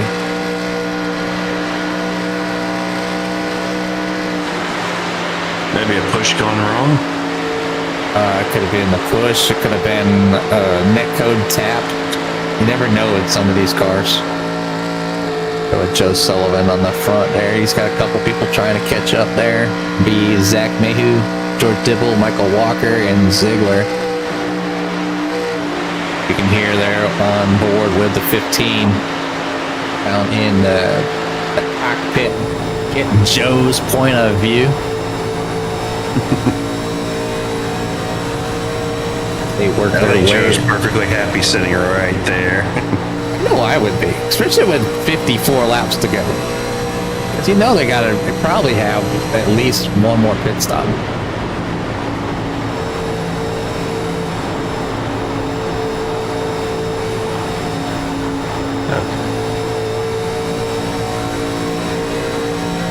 So Carl could hear us. He just can't either watch your stream or get into iRacing. Philadelphia Internet.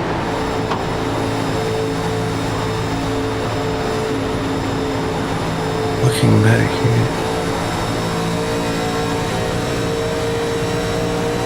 Looks like Kevin Martin has retired. Yeah, a few people out, not many.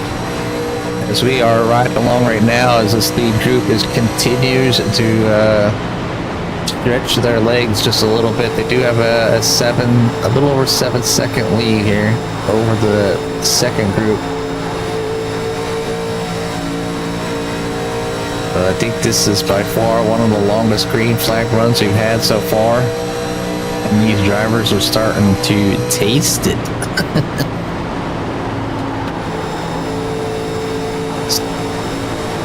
Been a long time in this car. There's a lot of events here at Daytona that we do, and they usually run right around like 75, like 60 to 75 laps for the most part. So coming out here to do a 160 lap, 400 mile event is definitely a very unique one, especially in these cars. You can see the bouncing around and the amount of work that the drivers have to do.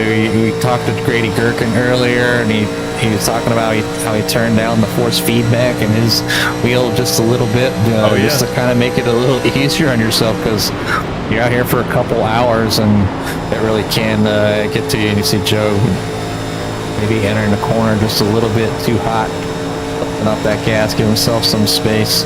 But they are now up on that lap traffic there of the number 26. Tony Ratliff. I've made that mistake before, running high force feedback on a strong wheelbase here, especially on the Legacies. You can see Tony hanging on to that top line, giving him room, and that's the racecraft. That other drivers will give each other, and they know that they're not in a position to win or really even defend. They just want to stay alive, because you never know what can happen. There's plenty of racing still left. Just let them go. Let it happen. Unfortunately, and just stay clean, stay out of trouble. Now it's just a big ride along there for that number 26 there, hoping that things or caution will go his way and be able to get some of that time back. That number 30 right now wasting no time. Out front over number 51 of Talon Smith, followed by Big Duke Sim Racing over there picked up Jeff Byers, the man that helped out with tonight's event, getting the sponsor to help put on a show here for everybody tonight. And if you're just joining, as they go around the number 24. 24 is Chris Smith.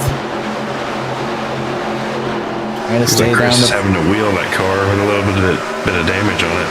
Yeah, he's definitely down on that low side, trying to keep things happening. See a little bit of separation between some of the drivers out front. Maybe just trying to lay back a little bit, making sure that nothing happens up here. They are on a very nice green flag run. And that backstretch, man. zoomed in camera. It's really far away. Oh. I feel like I'm limited to like 5 cameras and then No, as I say, if you keep it within about 20 feet, I started to make a nice chopper blunt cam. Yeah. Useless. I was like, this would be perfect for race control for restarts. Nope. Yeah, no, not tonight. Oh, look on the back there. Oh. Little contact. No touchy. No touchy. Kids been watching Disney movies again? You know, we gotta keep it PG. We try to keep it as PG as possible here because you never know who's watching. A lot of kids like to watch their parents race, whether it's their dad or their mom or whoever's driving the car. We do have, there's also, there's, I try to say drivers now instead of saying guys because there is female racers out there and there's a lot of them that are very good. So they're just not real abundant as obviously it's just a sport, but they are out there and they do put on some great racing. I actually watch a lot of female sim racers on Twitch to see how they make out because it's just they put on some great racing. Put the best on some of these boys out here. Right now, these drivers are on lap 113 of 160, getting it done, knocking these laps out. James Conley out front over Talon Smith, Jeff Byers, Grady Gherkin, James Ledford for your top 5 right now. See a few people coming down in the pits, or coming out of the pits. See the 32. Eddie Hawks just coming out. Here for that. Yeah, he was coming out. Oh, Dawson Gusick tagging the wall. Hard did not like that. Looks like his brother did about the same a little later. Maybe it's a hint. Sometimes brothers share information. Maybe there's a trick to bouncing off the wall. Yeah, I watched Sierra.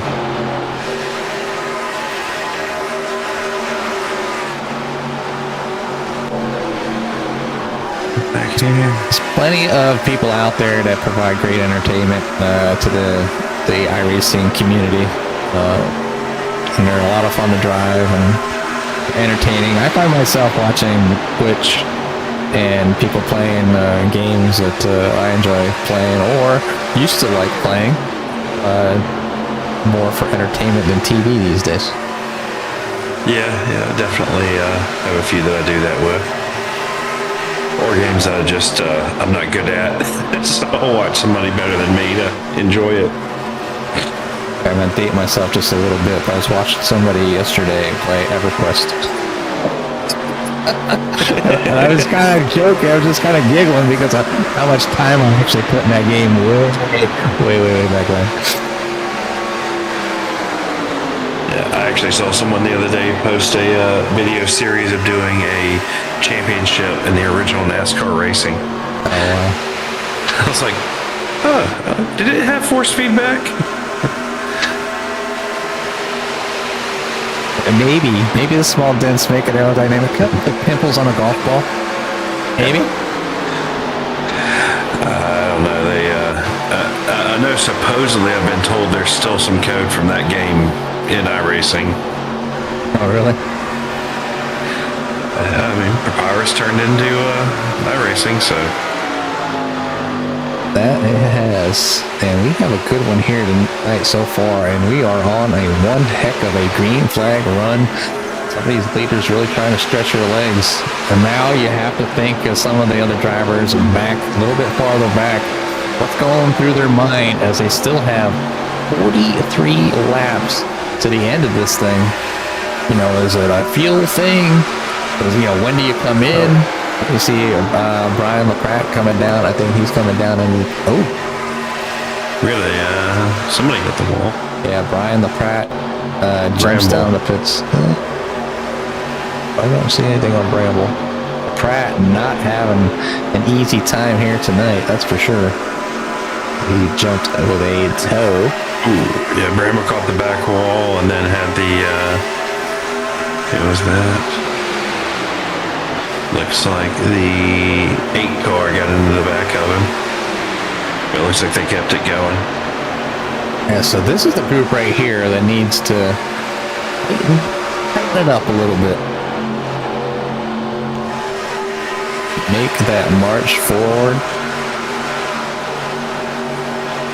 And hopefully, you know, if they have to make another pit stop, which I believe they do, they can execute their stop flawlessly. Yeah, 94. We running a little higher line of 12, going to go down to the bottom.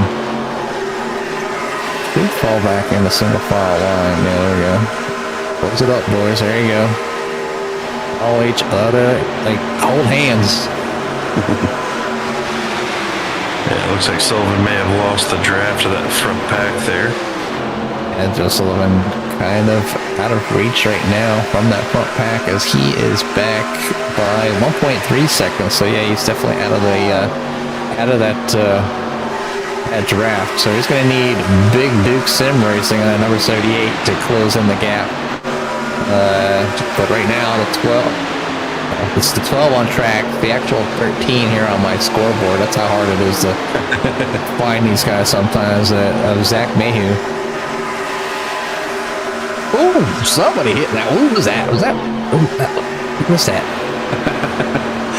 That was the fog. Oh, that was Mac Brown.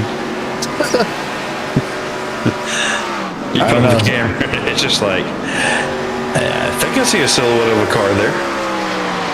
Yeah, definitely seen the silhouette there. Tyler Bramble's car does not look very happy. Sad toast it is.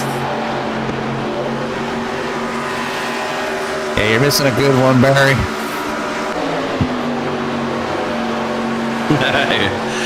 Booker, who's vaping at Daytona. I think everybody. somebody broke off the finger machines early. Did they invite a bunch of Colorado people here? Some people coming down in the pits here. This Carl is endlessly trying to raid my chat channel. I am. Another, it takes patience as the race, Jimmy, and it takes patience to get back in here with the internet. And man, this is, I mean, at least I can blame this on the storm a little bit. It was some rough weather going through, but it seems like, knock on wood, about 1,000 times that I'm finally back in here, finally joining you for this broadcast. But man, I mean, I haven't missed anything. It's James Connolly at the front, Talon Smith in second, Jeff Byers in third. I mean, I feel like I just kind of stepped away for a second. I know it's been 40, 50 laps, maybe 80, but I'm back. I mean, with you gone, I mean, they've been running more green flag laps. Oh, well, all right, then I see how it is. Now, good to be back in here. Good to be back in here at the race, and I mean, I want to see this thing through, and I want to see who comes out on top here. And glad to hear that there's some green flags pit stops. As I heard that when I got it briefly the one time that we're finally getting some green flag pit stops, and looks like the field kind of spread out here a little bit, and out to some really good green flag racing. Yeah, they're stretched out a little bit here, still fighting the fog here, but some of the drivers, so you got a good group of people up front, got about the top 5 breakaway. I got Joe Sullivan kind of lost that draft, so kind of at the mercy of debating whether to let off a little bit and pick up the driver behind them or just keep it going, but doing a good job right now, those 2 drivers, as they're trying to get back up to that lead group. Then you got George Dibble has another group of 5 cars behind him, and they just kind of need to get it sorted out a little bit here, Carl. I think as they're racing.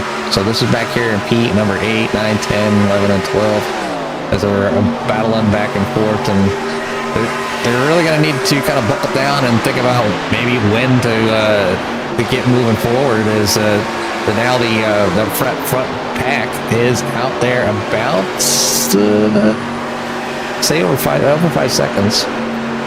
Yeah, it looks like about 4.5 seconds right now from 5th place back to 6th, and A little brush of the wall there by the 24. Looks like he's going to keep it straight, keep it going here. He's a letdown. It's Chris Smith.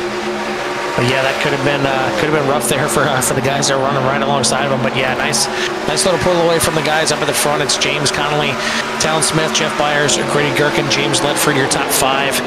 Then he had Joe Sullivan, Big Dude Sim Racing on TikTok in 7th place. George Dibble, Michael Walker the 2nd, and Zach Mayhew in your top 10.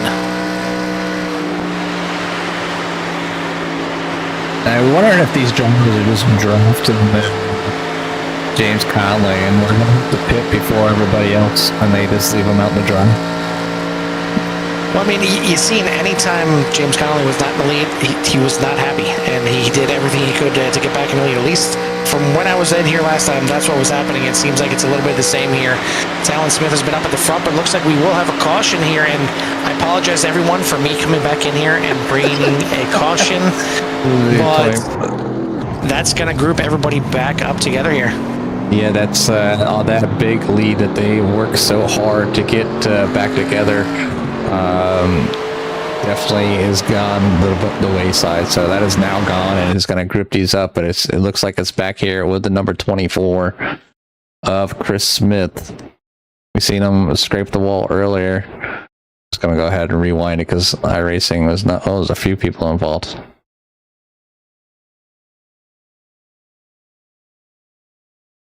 And right about there we go. We'll start from there.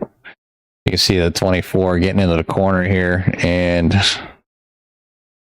not quite sure what happened. Maybe just up there in them marbles. Gets up. I'm wondering if maybe he might have broke something when he did get into the wall there, but I think it's actually in front of him that it happened. And because it seemed like he was running up on that 16 pretty good, but that was just the draft. So yeah, it was just the 24 getting into the wall again, and that can happen. You carry a lot of speed with these cars when you're in a draft, and again, you get up there that high line. You could be up in the marbles a little bit. That car likes to push on that high line when you're up there in the speed and easily get in the wall. But it looks like he was able to keep it down off the track. I don't see anybody else collected just yet, but it's right here where the car snaps and heads straight up the track, and just hard impact there with the 26. The 99 not having anywhere to go. He gets collected in the melee here a little bit as well. And a fortunate event here for the few drivers involved, but I think there's a lot of drivers that are probably happy this caution came out, group everybody back up, get one more good run at this thing. Yeah, some people are going to be happy and some are going to be very upset. So now, obviously cautions, what we say here in iRacing, cautions breed cautions. So here comes the drivers. I breed cautions here too. As I come back in here right away as a caution. So again, I apologize to all the drivers out there that didn't want a caution, but I'm back. Yeah, Carl's back, and you can see the leaders all down in pit road. Oh, a couple people missing pit stops, but not a huge deal here underneath caution, but definitely not what some of these drivers wanted. You might lose a position by getting a slide through your pit stall there. The tires being taken, fuel being taken. Everybody getting ready to get back going. And Jimmy, I guess I should ask you, since you were in here, you seen how long they could run on fuel. Are they in a situation here they could make it to the end? I believe. Oops. SDK is being not happy. They are close. I think they're close. I mean, they're at 30. Yeah, they're plenty of distance. Yeah, 32 laps. Yeah, they are in the reign of being out there and getting to the end here. So right now, your leader will be Grady Gherkin in the number 46 car, Chevrolet Logitech, and always sponsoring or repping, I should say, CRN on the back of that machine. Absolutely, and certainly appreciate it from Grady out there. We'll see a few guys, I'm sure, getting the waiver out here, getting back on the lead lap, as well as we're down to really not that many on the lead lap, but I'm sure a lot of them going to stay out here. And now this is where, for the ones that are staying out here trying to get the waiver out to get the lap back, this is where they're going to want that quick caution again, so they can get back on the same strategies as everyone else, get some fresh tires on there as well, make a charge to the field, and really have a shot at this thing. But you know, even so, if depending on how late they pit here and how much fuel they actually have, they may be able to make it, you know, a go to the end as well. But it looks like they will get the wave around this time by. Should be lights off on the pace car. Taking a look up there, and yeah, indeed, lights are out on the pace car. All the drivers in front of the leader getting the wave around. So it looks like it's going to be Grady Gherkin, Jeff Byers, Talon Smith. Yep, okay, just jumping around here. James Ledford gonna round out your top 4 Big League Sim Racing on TikTok in 5th. Michael Walker, Joe Sullivan, George Dibble, Zach Mayhew, and James Connolly now back in 10th position. So way back there. Long pit stop there for James Connolly. I'm not sure if he had some damage or what the case was, but to me, with that length of pit stop, it tells me pit road penalty, Jimmy. Could be pit road penalty. I mean, if you're going to go speed and penalty, I mean, I guess that's the time to get it. But you definitely, they're in a situation right now. There's 14 drivers. So back here with Dawson Gusick as he's making his way back to the front here. The last of the drivers on the lead lap. So 15th and back, definitely still in play here as cautions can happen. They just need to, you're going to see some fighting there back there on for the lucky dog position, Carl. Yeah, absolutely. I mean, it's the race within the race, I guess you can call it, Jimmy. Is you want to be up there and have a chance to get back on that lead lap and fight for this thing to the end. And the top 7 are the ones that are getting paid at the end of this race. So yeah, you want to have a chance to get up there and have a chance to mix it up with these guys maybe one last time, as time is certainly on the minds of these drivers now, as we're going to get restarted here. It's going to be 31 laps to go. So not much time left on the clock, Jimmy. We got to get this thing in here. Well, I mean, there's plenty of time to get this thing finished, but that's we got to get this. Yeah, we got to get this thing in here in regards to the drivers that are starting to figure out where they want to make their move, where they want to be. And we're getting close to that time as Talon Smith into the wall there on the restart. But Grady Gherkin going to get away pretty nicely. The 78 is going to bring out another caution here, as he went down there to the bottom a little bit and then drifted back up and collected a few cars in the mix there. We'll take a look at that one more time. Not sure if there was a wheel spin or the 78 just kind of drifted down there and then drifted back up, and there was already a car on his outside.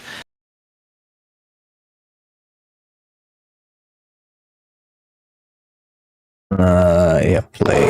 Here on the restart, he peaks down to the bottom underneath James Ledford, but then it just seems like, I don't know, it seems like the car kind of died as soon as he went out there. Not sure what was going on, but then drifted back up and collected Michael Walker II, and it looks like he collected Joe Sullivan as well back there.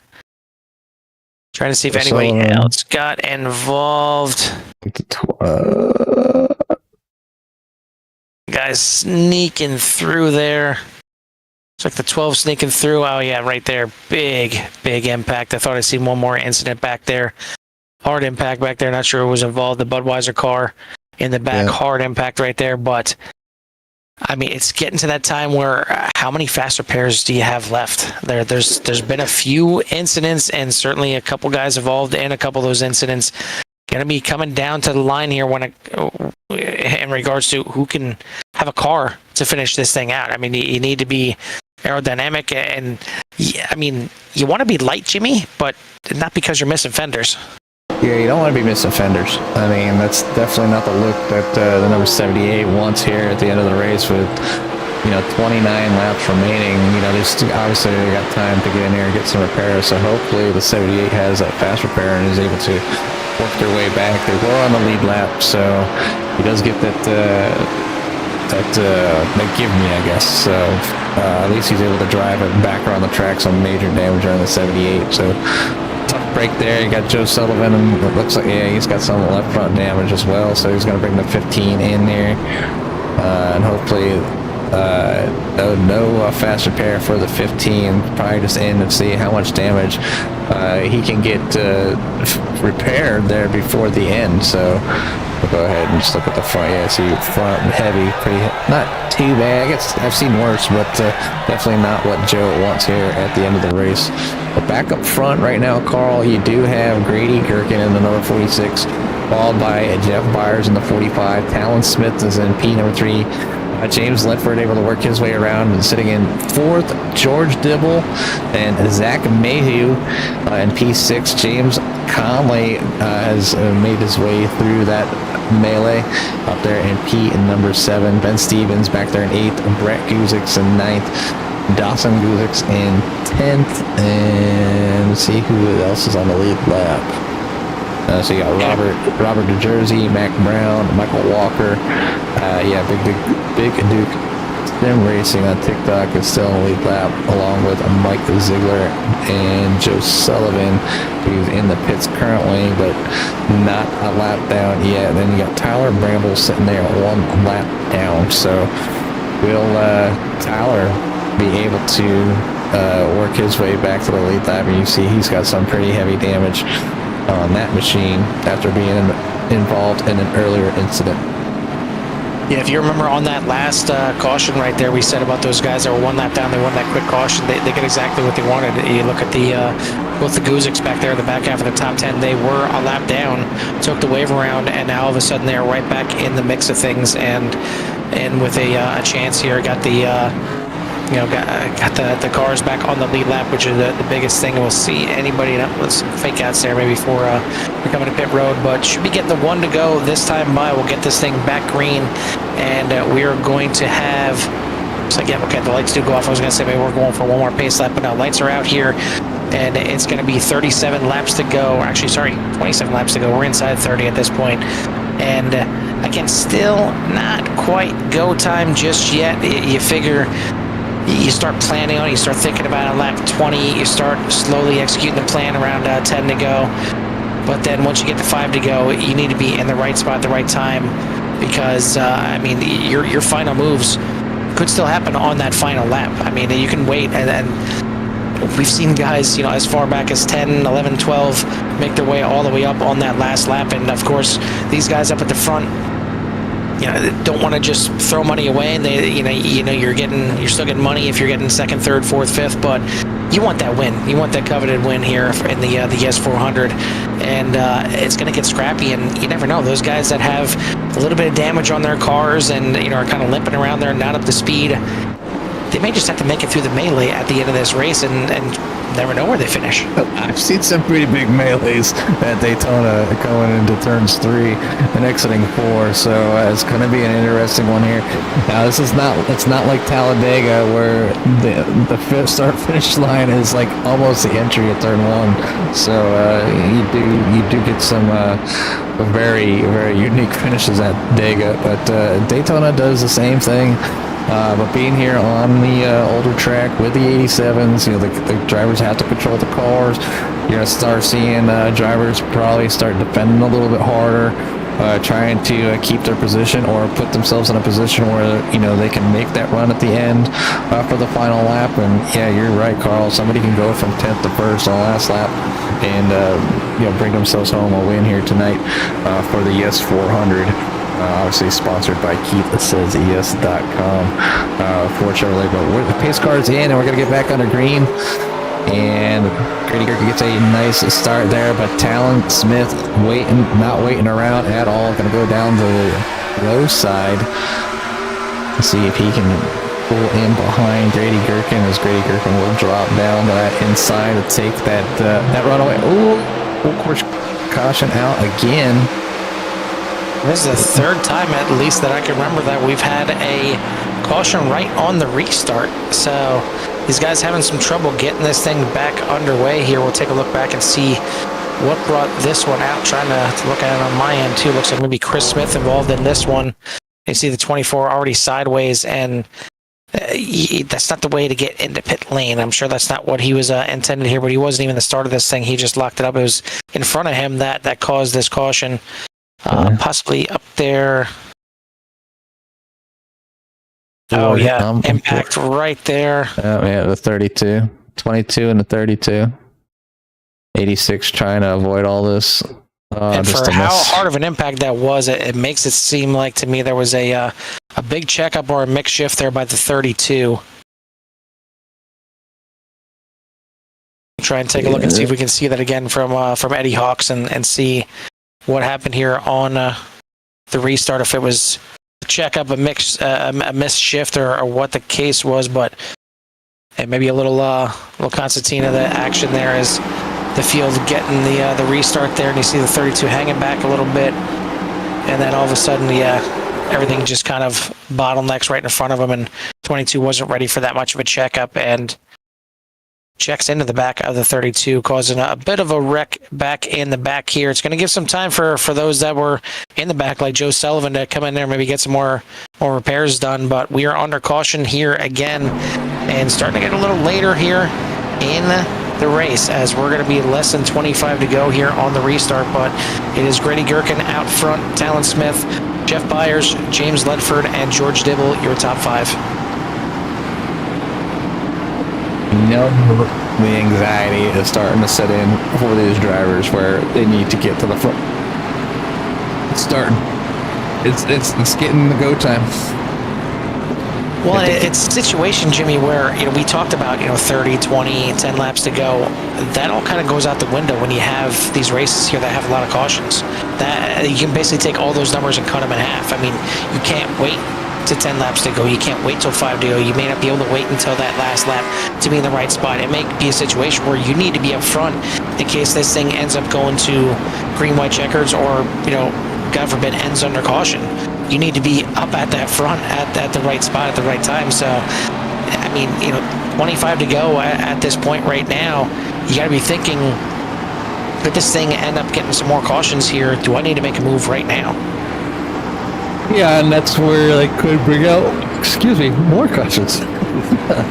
But either way, it's been a great race so far. They've had, obviously some early cautions. It's like, getting settled in, and then some nice green flag runs right there, and right there at the end, where they're pretty much coming, getting ready to be able to pit and make their final run. So. But anyways, to get all grouped back up, gives anybody the ability to win here. That's still on the lead lap, obviously. So we are now back up to 17 cars on the lead lap. We're as far down as I think 11 or 12. Charles Abbott and Josh Della and Eddie Hawks all looking to get their lap back. Then they'll start looking at the drivers 2 laps down: Paul Boomshine, Jason Ratliff, and Tony Ratliff. And then we got a few drivers down the pit, so Chris Smith, John Williams. All drivers bowing out: Brian LaPratt, Dustin Calahoo, Kevin Martin, and Robert Colgan. And for those drivers that parked it earlier, I appreciate you all coming out and attempting this special event here with the 87s. But we're getting ready to go back into green, as the lights are now off on the pace car. Pace car, yeah. All right. On the pace car. He's got pace. He's got pace, as our friend Josh Billiter would say if he's out there watching. But yeah, it's going to go green here again. We will have 23 laps to go once we take that green. And you could see some guys getting a little bit more aggressive here on this restart with all these cautions happening here tonight. It's going to be a situation where you got to start pushing maybe a little bit earlier than you wanted to, than you anticipated. You got to start working your way towards the front, so that way if there is some more late race shenanigans here, you're in the right spot to try and make a move and get up there. But a few guys still trying to catch up to the field here as we are rounding off now. And yeah, I'm losing my thought here coming onto the backstretch here. I thought we were coming onto the straightaway, but this fog, Jimmy, it's why it took me so long to get back up here. I lost my way on the way. I couldn't find the booth. I'm going to blame the fog here a little bit. Definitely a lot of fog out there, and yeah, Joe Sullivan's still catching up on to the field there. He's coming out of turn number 2, ramping up as he'll have to slow down as he catches up to the back of the field. That 15's got a lot of work to do, but definitely is not out of it. Just has a long way to go, as his pit crew has done some serious repairs to that machine, so it's not looking too bad. Like I said, I mean, you got to be on the lead lap. You got to be in there and maybe dodge some bullets as they're coming to the line at the end of the race, because it's happened more than once where it's been a big crash, a big melee at the end, and maybe a guy back there in 10, 11, and 12th off of turn number 4 is the eventual winner. It's kind of crazy the way it happens here on the super speedways. But base car left-hand turn one more time in the hands of Grady Gherkin. He's on the loud pedal on the restart. You see Gherkin gets a good jump, but you hear him hanging back a little bit. You hear him off the gas a little bit, not really coming up through the gears that quickly, because he doesn't want to get that big jump. He wants to keep everybody right there behind him so they don't get that big run. But Talon Smith now looking to the outside for the lead. Man, that's what you're going to see here is he obviously wants to try to get out front, trying to get that move made, get down to that inside. He does get down to the inside. Are they going to hang out the number 46 of Grady Gherkin on the high side? But the pass is made, so just a good move there by Talon Smith to take over the lead. So now Grady Gherkin trying to hold off, but on the hard charge, number 30 of James Connolly to the outside. Yeah, Connolly again right behind Talon Smith and giving him a little shove through the corner. Almost thinking about 3 wide there was Jeff Byers hanging out right there behind Connolly as it is starting to get racy here at the front of the field. We got about 10 cars. You can throw a blanket over them here as we're coming down to the final 20 laps of this thing. 22 to go right now. Talon Smith leads them onto the backstretch side by side for 2nd, 3rd, 4th, 5th, all right there in the mix. And man, this is what we waited for. I mean, it's been 130 laps now brewing, 140 almost. And it's now starting to come down to the wire. We got 22 to go off the corner. Connolly and Talon Smith side by side to the line this time by. Give the slight edge to Connolly this time by, but 2 by 2 for the first 4 spots, and then everybody else dodging, trying to figure out which line is going to be the one to push. You got Smith and Gherkin on the inside. You got Connolly and Byers on the outside. And then Ledford sneaking up in there. Now going to join right behind Gherkin on the inside.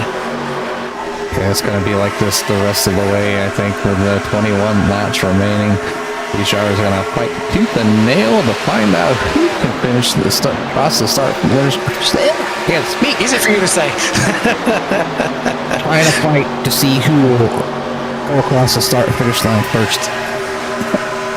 And be the first winner of the YES 400, sponsored by KeithSaysYes.com. Certainly check them out and get yourself a discount. I believe Jeff Byers was mentioning that.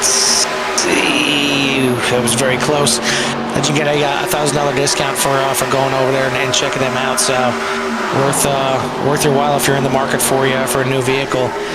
But I think there's a lot of guys that are going to be in the market for a new 87 car after this race here. As a lot of repairs being done, and the pit crews certainly earning their money, earning their keep on the team tonight. But Connolly in the 30 back out front one more time. Talon Smith right there in second. Not sure if these guys are teammates. Doesn't seem like it because they're racing each other pretty hard. But I feel like we've seen them right at the front, back and forth, lap after lap. Gherkin has been up there this entire time. Byers spent plenty of time in the beginning. He was the pole sitter and then fell back from the early wreck, but he's back up there in the top 5. Jersey now in 5th. Ledford, Stevens, Mac Brown, Dibble, and Brett Guzik in your top 10. This thing is far from over. They're starting to get racy all the way down, almost 3 wide here on the backstretch, as now Ledford is pushed to the outside. And it's 2 by 2 for 2nd, 2 by 2 for 4th, 2 by 2 for 6th. And yeah, Jimmy, it's under 20 now, and I think these drivers realize it may be go time a little early. Yeah, we'll see if they can hold on to it for this long longer, or this little bit longer. Oh, they're getting loose.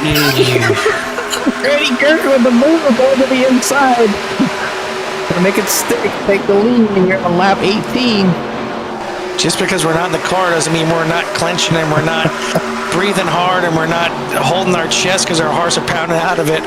It's getting pretty crazy and pretty tight up here at the front, and now Connolly back to the lead. And I think right now, Jimmy, what you're seeing is you're seeing some test moves. I think you're seeing these drivers figuring out, okay, where do I need to be? how do I need to send this thing coming off these final corners to get to the lead at the line? I think you see Talon Smith doing that a little bit, trying to figure out when you need to launch that attack, when you need to make that move, if you can do it on the inside, the outside. But Jersey now is the man in second place in the 86. Smith is going to look to the inside heading into turn 1, but we may have another caution coming out, and there it is.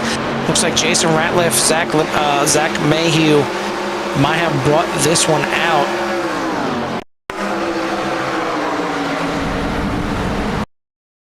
The 12 already going through the grass, and oh man, I mean, we got to see what brought the 12 down into the grass. But then I think after that we might need to take a look on board with the 55, and oof, I don't think he'd want to be the 55 at this point, but there's really not much he can do.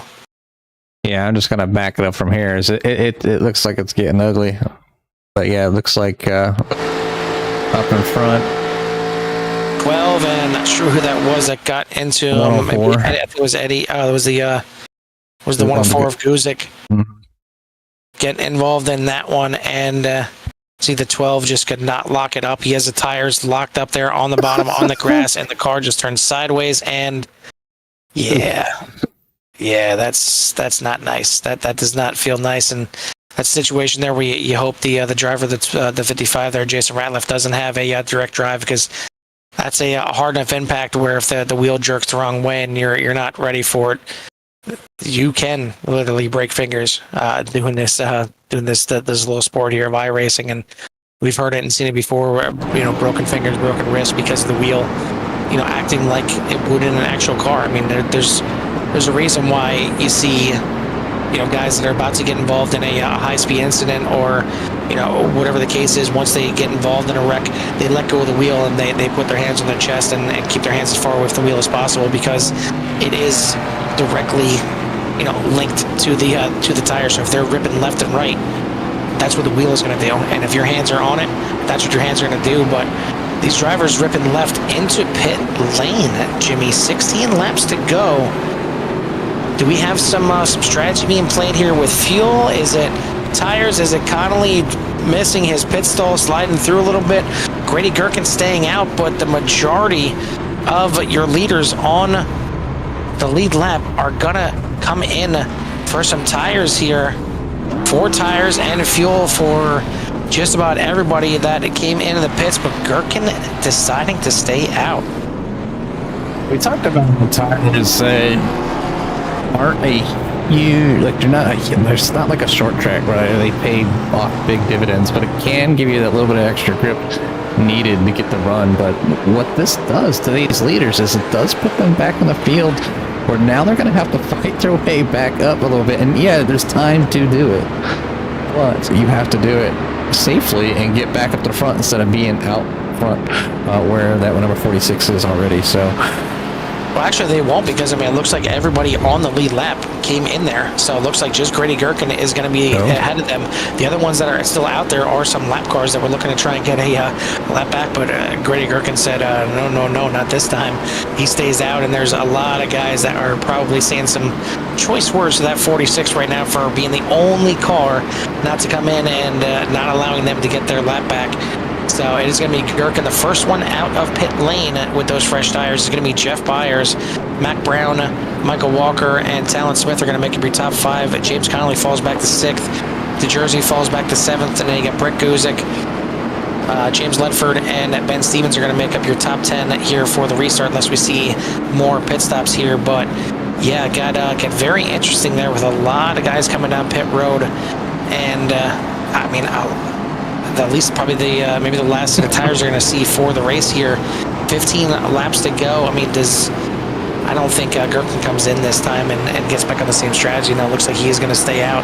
He is going to be happy with being on the lead. And you don't, like you said, you don't need those tires, but they do feel just a little bit safer, a little bit more comfortable when you're driving out there. It's in these cars, you notice the tires more on a track like Daytona and Talladega than you do on, your NASCAR Cup cars, your Truck Series, your Xfinity cars. You don't notice the tire wear really hardly at all, unless you're running them for 2-3 stints without changing them. But here in these 87s, kind of start to feel in them a little bit, maybe even after 20 laps or so. So we'll see. I mean, right now, Gherkin's got about 20 lap older tires than everybody else in the field. Yeah, I mean, it's just he made the decision to stay out, so not gonna go down there and get involved, possibly slide through his pit box, lose a spot, maybe just how these restarts have gone, just make sure he stays out front, that he doesn't have to battle his way back up through the field. Could have hurt him in the end, possibly, but I don't know. The draft's as strong as it is here, Carl, and we've seen Grady Gherkin win races before, and we know that he has the talent to be up front, so I wouldn't necessarily count him out. It just might be a little more challenging, so we will see. He is a little pickle that could, as we've so aptly dubbed him, and he's done it more often than not, and he's done it in these 87s when our one series that we broadcast on Tuesday nights, UCRL, when they ran these 87 cars, he was definitely a showcase car out there. And Jeff Byers, we'll see what he can do. He's been one over there in the UCRL as well. Maybe we'll see if these guys are going to work together at all, or see if the gloves are just straight off here. 13 laps to go at the line. Again, with all these cautions, it's go time a little bit early here at Daytona. We'll see what these drivers do and see how this restart is, as we are green again here at Daytona. Pretty good start here for the 46. Seems like he's trying to hold up a little bit, let these cars catch right back up. Already side by side back there for 4th place, as Smith and Connolly are going to try to go to the inside there of Michael Walker and move him maybe out of the way, as I got very close there coming through the corner. You see him bouncing around. Smith's going to drift up a little bit, and that's going to be side by side off onto the backstretch. Byers to the lead, 3 wide now for 2nd place, as Smith on the inside getting pushed by Connolly and by Jersey. And it's going to be Byers heading off into turn number 3, very close there. Byers to the lead, Smith to 2nd, Connolly now battling the number 12 of Mac Brown for 3rd place. And there is potentially another caution. Good save there by Jersey. And it's not going to be a save there towards the back. A couple more cars wrecking. And we're going to be under another caution, and do a little breakdance in there is the 99, and I'm sure that's not what he wanted to do. See, there we go. Car flips back on its wheels, and now he can finally drive the thing back if it will. Looks like it might be stalled out there for the 99. But, man, that went down pretty quickly there coming off of turn number 3. Yeah, definitely did. Go back here and oops. This is back front. See, it's already happened there. That's the 22. That what caused it? Let's see here.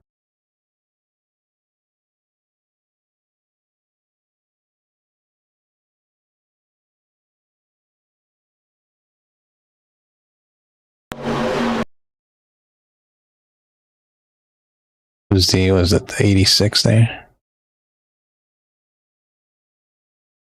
Yeah, the 86 getting in at a 22.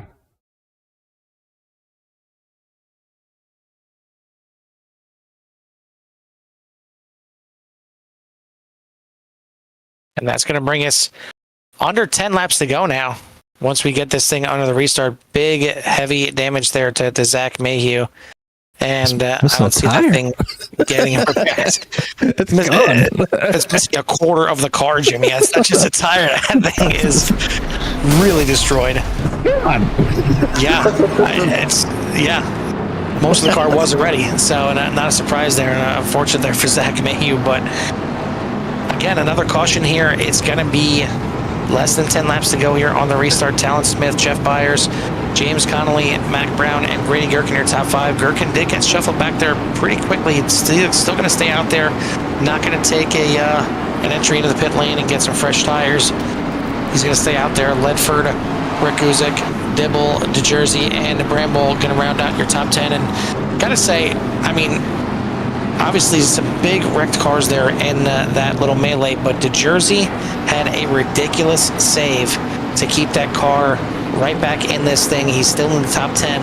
Had to drive that thing through the grass, but I mean, what a save right there.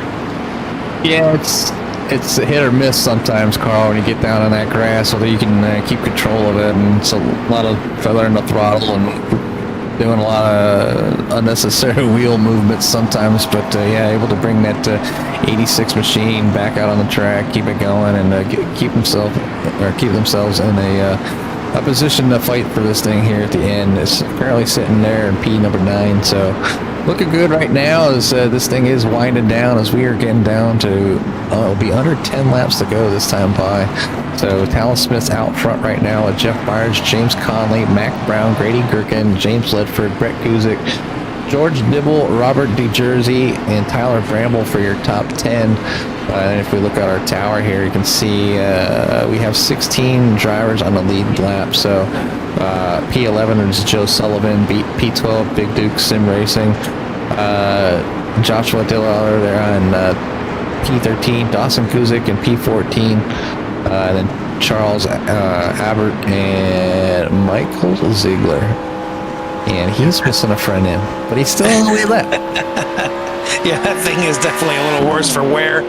I don't think that tire is in the correct position either, Jimmy. But no, again, it looks a little bit into the right. I mean, it could. I mean, hopefully he's able to at least get a good start. again, all you need to do is let that thing over the line. There may be a big wreck in front of you, and you can sneak off a few positions, get yourself into a paying position, and you never know how this thing finishes out. But we got 10 laps to go right now. The field is okay, guys. I thought I seen some guys coming to the pits there, but now the field is going to get the 1 to go here. Lights are out. It's going to be 8 to go at the line. Still, no idea who's going to win this thing. I mean, really anybody. I would say anybody legitimately in the top 10 can win this thing. Anybody outside the top 10 seems to be on the wrecked car type of side, so they still have a shot if there's some more melee going on here. But I mean, we've seen kind of the same names at the front of the pack for most of this race. Talon Smith up there, Jeff Byers, James Connolly, all been up there. Grady Gherkin been up there. Mac Brown's been up there for now quite some time. James Ledford has showed us his power up there inside the top 5. He's in 6th right now. Brett Guzik has been up there inside the top 10 a couple times now and finds himself in 7th as we start to round this thing down. So we'll see how this thing can happen. We'll see if the Jersey has any kind of damage on that Emirates 86 and see if he can work his way back up through and get himself a good finish. Bramble back there in the top 10. He's in 10th place right now with that 39. We've seen him up there. Joe Sullivan still up there with a chance. That Crow doing yeoman's work on that number 15 to get him back repaired and have a chance at this finish here. But Jimmy, if it wasn't go time, it's go time now. Yeah, I'm just wondering if if Talon Smith can, with that damage on the left front, hasn't seemed to affect him so far for this race, but it could affect some of his aero, especially being out on front. So he might need to fall back in order to get a run. To put himself in a position to possibly snag a win on a pass. So we'll see. We'll see if we can put that Pontiac machine on the podium here tonight, and maybe possibly in that P1 winner spot. So they're getting ready. These guys are getting anxious, I'm sure. And the pit car is in. Pace car. It's been a long night, Jimmy. It's okay. I understand at this point, but Talon Smith back on the loud pedal and racing again here at Daytona. He gets a really good start side by side already for 2nd place as Conley goes to the inside, and now side by side for 4th place as well. As Gherkin going to go to the inside of Mac Brown, and it's 2 by 2 behind Talon Smith. They're going to get a good run coming onto the backstretch. A little bit of a wiggle and a bobble by the 30, but they will come up, and now it's going to be 3 wide for the lead. Connolly through the middle. On the outside is Byers. Looks like it will stay green, get it back straight, but Connolly back to the lead now on the inside. Byers in 2nd. Gherkin now on the inside fighting, and he's going to take over 2nd place briefly. Ledford right there in the mix behind Gherkin. Talon Smith shuffled way back there to 5th place, but now he's looking, goes 3 wide in the middle. Thought about going 3 wide, but Byers closed the door, and it's going to be Connolly Byers right now, side by side for the lead. at 2x2, and these drivers are on no hold barred, elbows out, side draft, engaged. I mean, you usually try to stay away from the sides of the car during most of the race so you don't accidentally get out there and bump somebody. You see them moving around. Yeah, I'm not sure if Talon Smith wanted to make that move or not, but he was forced down there one way or another. Smith back to the lead, Byers in second, but he's got Connolly on the inside, Mac Brown right there, looking to go 3 wide, but no, he slides back down below Connolly, gives him a little bit of a shove, and a little shove to Byers there as they head to the line. Talon Smith is going to lead that lap, but we got 6 laps to go. Side by side, Connolly makes another move to the outside to try and get to the front of this field, and again, we got 6 laps to go. I have no idea who's going to win this thing. I have no idea who's going to survive this thing. But looking at through the rest of the field, Joe Sullivan sliding up there. He's into 7th place right now, making his way up there, and now going to the outside of James Ledford to get up here in the mix. I'm not sure if he wants to get in this mix. There's so much going on up here. But right now, Connolly leads him out of turn number 3, and we're coming to 5 laps to go. Big bump there by Mac and Robert to Jersey. But Jersey, again, saves it. I mean, what? He's made so many saves here in the last 10 laps. It's ridiculous. And he had to save it a little bit going into turn 1 even right there by himself. But side by side now, 5 laps to go. In the inside is Talon Smith. On the outside of James Connolly. Looks like Byers going to choose the outside to try and push him. And then on the inside, some major blocking going on there. The Jersey gets into the back of Smith. And Connolly's going to get back to the lead, slide down, and we're coming to 4 to go. It does not get any closer than this, and this is very chaotic, and these moves are within inches. Side by side at the line, give it slightly there to Connolly as Talon Smith is on the inside. They're both being pushed by DeJersey and Byers. Ledford in 5th, Sullivan in 6th. Mac Brown, Big Duke, Sim Racing, Tyler Bramble, and George Dibble all in the top 10 right now. Sullivan in the wall for a little bit. He's going to save it. He's going to keep it up there. Going to lose a ton of time and slide way back and may even lose the draft here, maybe out of it for the time being, as Connolly trying his best to keep everybody back there, but Smith is the one that's in the lead right now. He's got the jersey, or Connolly's got the jersey on the inside of him as they head back to the line. 3 to go. Oh, jeez. Breathe, Jimmy, breathe. That's it. Yeah. I mean, the patience is gone at this point, Jimmy. It's time to go, and you're seeing all these moves, and you're waiting for that one move to be the wrong one, and another great save. They look like Mac Brown off the wall. He's going to save it again, and they come down into turn number 3. Connolly now back in the lead. Smith in second, got very close. The jersey slid up there a little bit, almost got into Byers. But we're going to maybe settle down for a quarter of a lap here. But now Smith now dives to the inside, side by side. Give that to Talon Smith by about a bumper. 2 laps to go. DeJersey now pushing Smith on the inside, heading into 1. Lap car staying down below on the apron as we battle it out here. You can throw a blanket over the top 8, top 9 cars right now as another one in the wall back there. 24. And looking to go 3 wide, dodging back and forth is that was the 22, but man, there's so much going on here. I don't know where to look at some point. There looks like that might have been Tyler Bramble looking for a way around, but Jimmy, we are coming to the white flag here of the Yes 400. Talon Smith in the lead. Never know if that's the right spot or not. Big run here by Big Duke Sim Racing. Talon Smith in the lead. Robert DeJersey in second. It seems like this is the calm before the storm right now as a single file for the first couple of spots. Byers in third, Connolly, Ledford, and Bramble, your top 6. If you can see them, pick them out. Big move there to try and block, and now on the outside, here comes Byers. Bumping, going into the corner. Big send right there. Talon Smith on the inside. Jeff Byers on the outside. Connolly trying to look for a way to get inside of DeJersey. Not going to happen. Coming off the corner. It's got to be side by side. Is there enough room? Is there enough to pass? almost 3 wide to the line, but it's gonna be 4 cars under a blanket, and man, nothing between them but Talon Smith, your winner of the Yes 400, presented by KeithSaysYes.com. What a finish right there. Only 9 thousandths of a second separating first from second, 4 thousandths separating second from third, and then another 2 thousandths back to fourth. Jimmy, we got 4 cars under about a tenth. What a finish. Yeah, definitely. I'm surprised that they were able to keep it that clean. They raced so hard back and forth.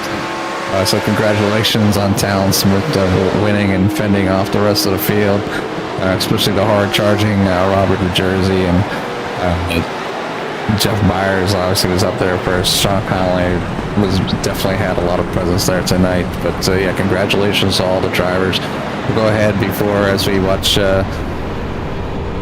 Talon Smith celebrate here for the Yes 400 as the winner, but it's Talon Smith, Robert New Jersey, Jeff Byers, James Conley, James Ledford coming in P number 5, Brett Guzik for P number 6, Tyler Bramble for P number 7, and Mac Brown finished in 8th, Grady Gherkin, George Dibble, Big Duke Sim Racing on over there TikTok, P11, Joe Sullivan in 12th, Charles Abbott in 13th, Joshua Dahl in 14th, Michael Ziegler in 15th, Dawson Guzik in 16th, Zach Mayhew in 17th, Ben Stevens in 18th, Michael Walker in 19th, Tony Ratliff in 20th, Chris Smith in 21st, Eddie Hawks in 22nd, Paul Boomshine in 23rd, Jason Ratliff in 24th, John Williams Sr. in 25th, Brian LaPratt in 26th, Dustin Chalou in 27th, Kevin Martin in 28th, Robert Colgan there at 29th, and Eric Kane. I don't think he raced, but finishing and wrapping up our 30-car field here tonight. So great run, great race. Internet problems or not, a little rough start. I had to mute Carl, but it was a reason because, well, you seen he abandoned me for a while, so I just punished him early. But great race here, and always good to hang out with Carl and the gang. Let's get these drivers up in the booth, Carl. Yeah, I mean, it may have taken 155 laps or so till we really got that in the nitty gritty. But man, what a finish by these drivers! And like you said, Jimmy, what a finish that they could finish. I mean, they were just battling back and forth, moves thrown up left and right by inches. These guys were from wrecking all the way through the last couple laps, but they finish this thing under green the way we like to see it. And it's about time to give these guys some of their due and give these guys some interviews. As man, I mean, there's not enough I can say about the finish of this thing, and 0.2 of a second separating the top few cars. But we're bringing our third place finisher here tonight. We started really not talking to him, and then we brought him in to talk to him, and now we're talking to him again. Third place here tonight, Jeff. I mean, obviously we can talk about the race and how stressful it is when it comes to these races, having quite a few cautions, trying to figure out if you're on the right strategy or not. But let's throw all that out the window. Let's talk about the last 5 laps on that restart and everybody going for it. Is the heart rate down yet? Are you still breathing heavy? I mean, talk us through it. I'm just saying that last few laps was wild, man. And, you know, during the green flag runs, those guys were all up front. They didn't stop jockeying for position, it seemed like, the whole time. I was trying to just hang back, and I was watching them go 3 wide, swap back and forth. Shout out to all of them. That was a lot of fun. And no, my heart rate is still pounding. That was a blast. I'm happy to come in third on that. It was a good group of guys, especially all up front. And third, I'll take that. It was fun. I mean, obviously you got to be happy with the podium after that race, and after any race at Daytona, you got to be happy with the podium. But talk to me about the overall event here. I mean, regardless of how the race went up into the finish right there, 4 guys, just a smidge over 1/10 of a second separating the top 4 at the line. Oh, it was that close? That's wild. What? Yeah, we were 3 wide in the second row, weren't we? Yeah, it was, and it went from 3 wide to even like 2x2 right there at the line, but 0.114 separating the top 4 at the line. That is awesome. I mean, to think you go 400 miles and it separates by that much in these old cars, you know. That is amazing to me. And shout out to everybody involved. I think in general we put on a good race. We had a little more cautions than we wanted to have, but that happens. We did have some good green flag runs as well. And again, I want to thank you guys. Y'all put on a great show. Y'all are super organized too, which is amazing. And Keith says yes. The sponsor of this, anybody that was watching this, if you mention Captain Killam, you get $1,000 off. He can get you any car anywhere in the United States. And we're going to be, me and Big Duke Sim Racing are going to be in West Virginia at the Yes Chevy in Hurricane, West Virginia, next weekend, June 29th, with simulators set up in the dealership. Y'all can come run with us. That is absolutely awesome. And once again, we want to thank you for bringing us on board for this event. It was definitely fun, and it's Daytona. There's always going to be some chaos involved, and some chaos on my internet side, some chaos on SDK side for Jimmy, and it's just everything. I mean, it's Daytona. It's foggy for sure. Yeah. That's one thing I wasn't expecting here is to actually be able to see the cars. But we've seen you come home in third and just barely. I mean, what a finish by you guys. So congrats on your third. We'll let you go celebrate with the boys, and hopefully see you soon. All right, guys, I appreciate it. That is your third place finisher here, driver of the 45, Jeff Byers. Second place here tonight.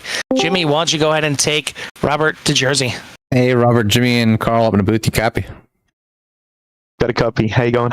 Hey, pretty good. You definitely had plenty of armor all on that machine here tonight, as you made some incredible saves and were able to keep that 86 machine in the fight and to walk away second place. Kind of give us a little rundown of your last 5 laps and how things kind of all transpired for you there, because you definitely had a very interesting night overall. Yeah, it was a lot of work. You're asking a lot from me, actually. Last 5 laps, holy shit. Oh, sorry. That's okay. We understand it. We understand it after that.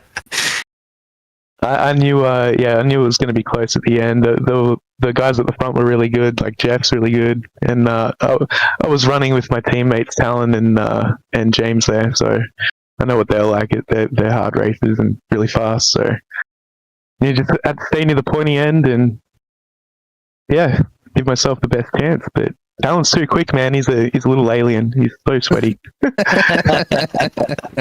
Yeah, looking. I didn't even glance at iRating, but yeah, 7,700 iRating there for Talon, your teammate, and definitely shows that he has plenty of time on the track on ovals. So yeah, it definitely showed here tonight for him. But I think for the 86, you might not have gotten the win, but you definitely have won like the comeback king, the save king. Like, you were all over the place, had yourself in some pretty good trouble there, a little bit of front end damage on that machine, but either way, you had a real good race, and you come away here with a P number 2. So we got here from CRN and all the sponsors. We want to say congratulations and give you a little time for any shouts they may have on that number 86.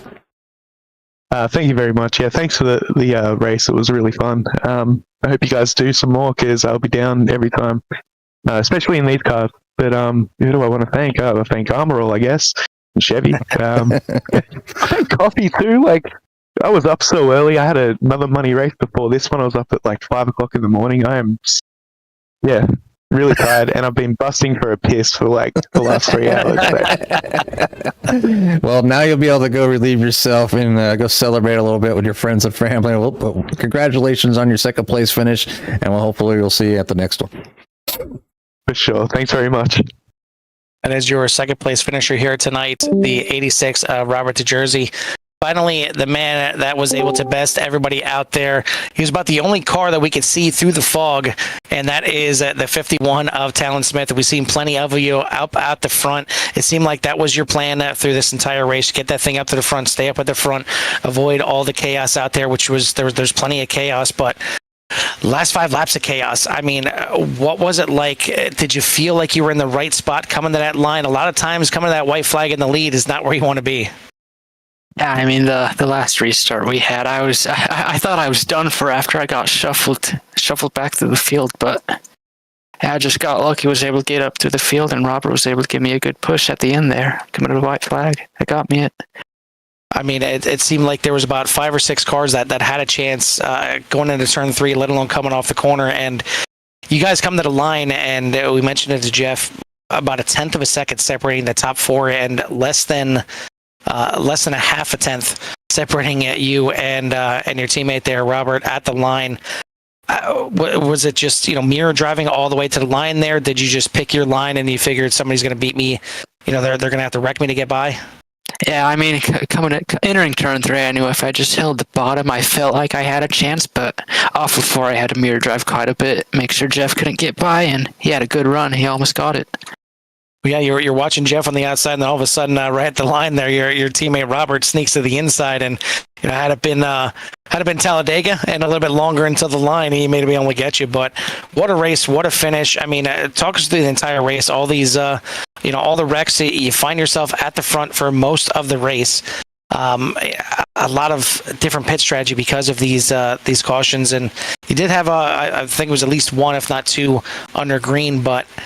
I mean, was it just kind of keeping with the team, keeping the strategy a certain way? What was it that kept you up at the front most of the race?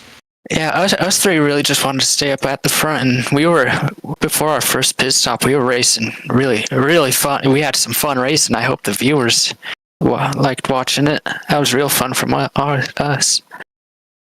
Yeah, I mean, these races, it's 160 laps long. It's supposed to be, just kind of calm and chill for about 150, and then you go at it. That wasn't the case here tonight. You guys were at it from the rip. So it took some nerves of steel, and you clearly had it here tonight, and you got yourself the win in the YES 400. So congrats from all of us over here at CRN. Who do you want to give a shout out to or thanks to before we let you go celebrate? Yeah, no sponsors. Thanks to Core Racing for putting on the race. Thanks to CRN for broadcasting it. That was just a fun event to participate in. Absolutely. Well, the sponsors should be taking a look now as you get this thing done, and hopefully you get some more decals on that thing. But either way, it was nice and bright. And with this foggy race here, at least we could see one car out there, and we see you at the victory lane. So congrats again.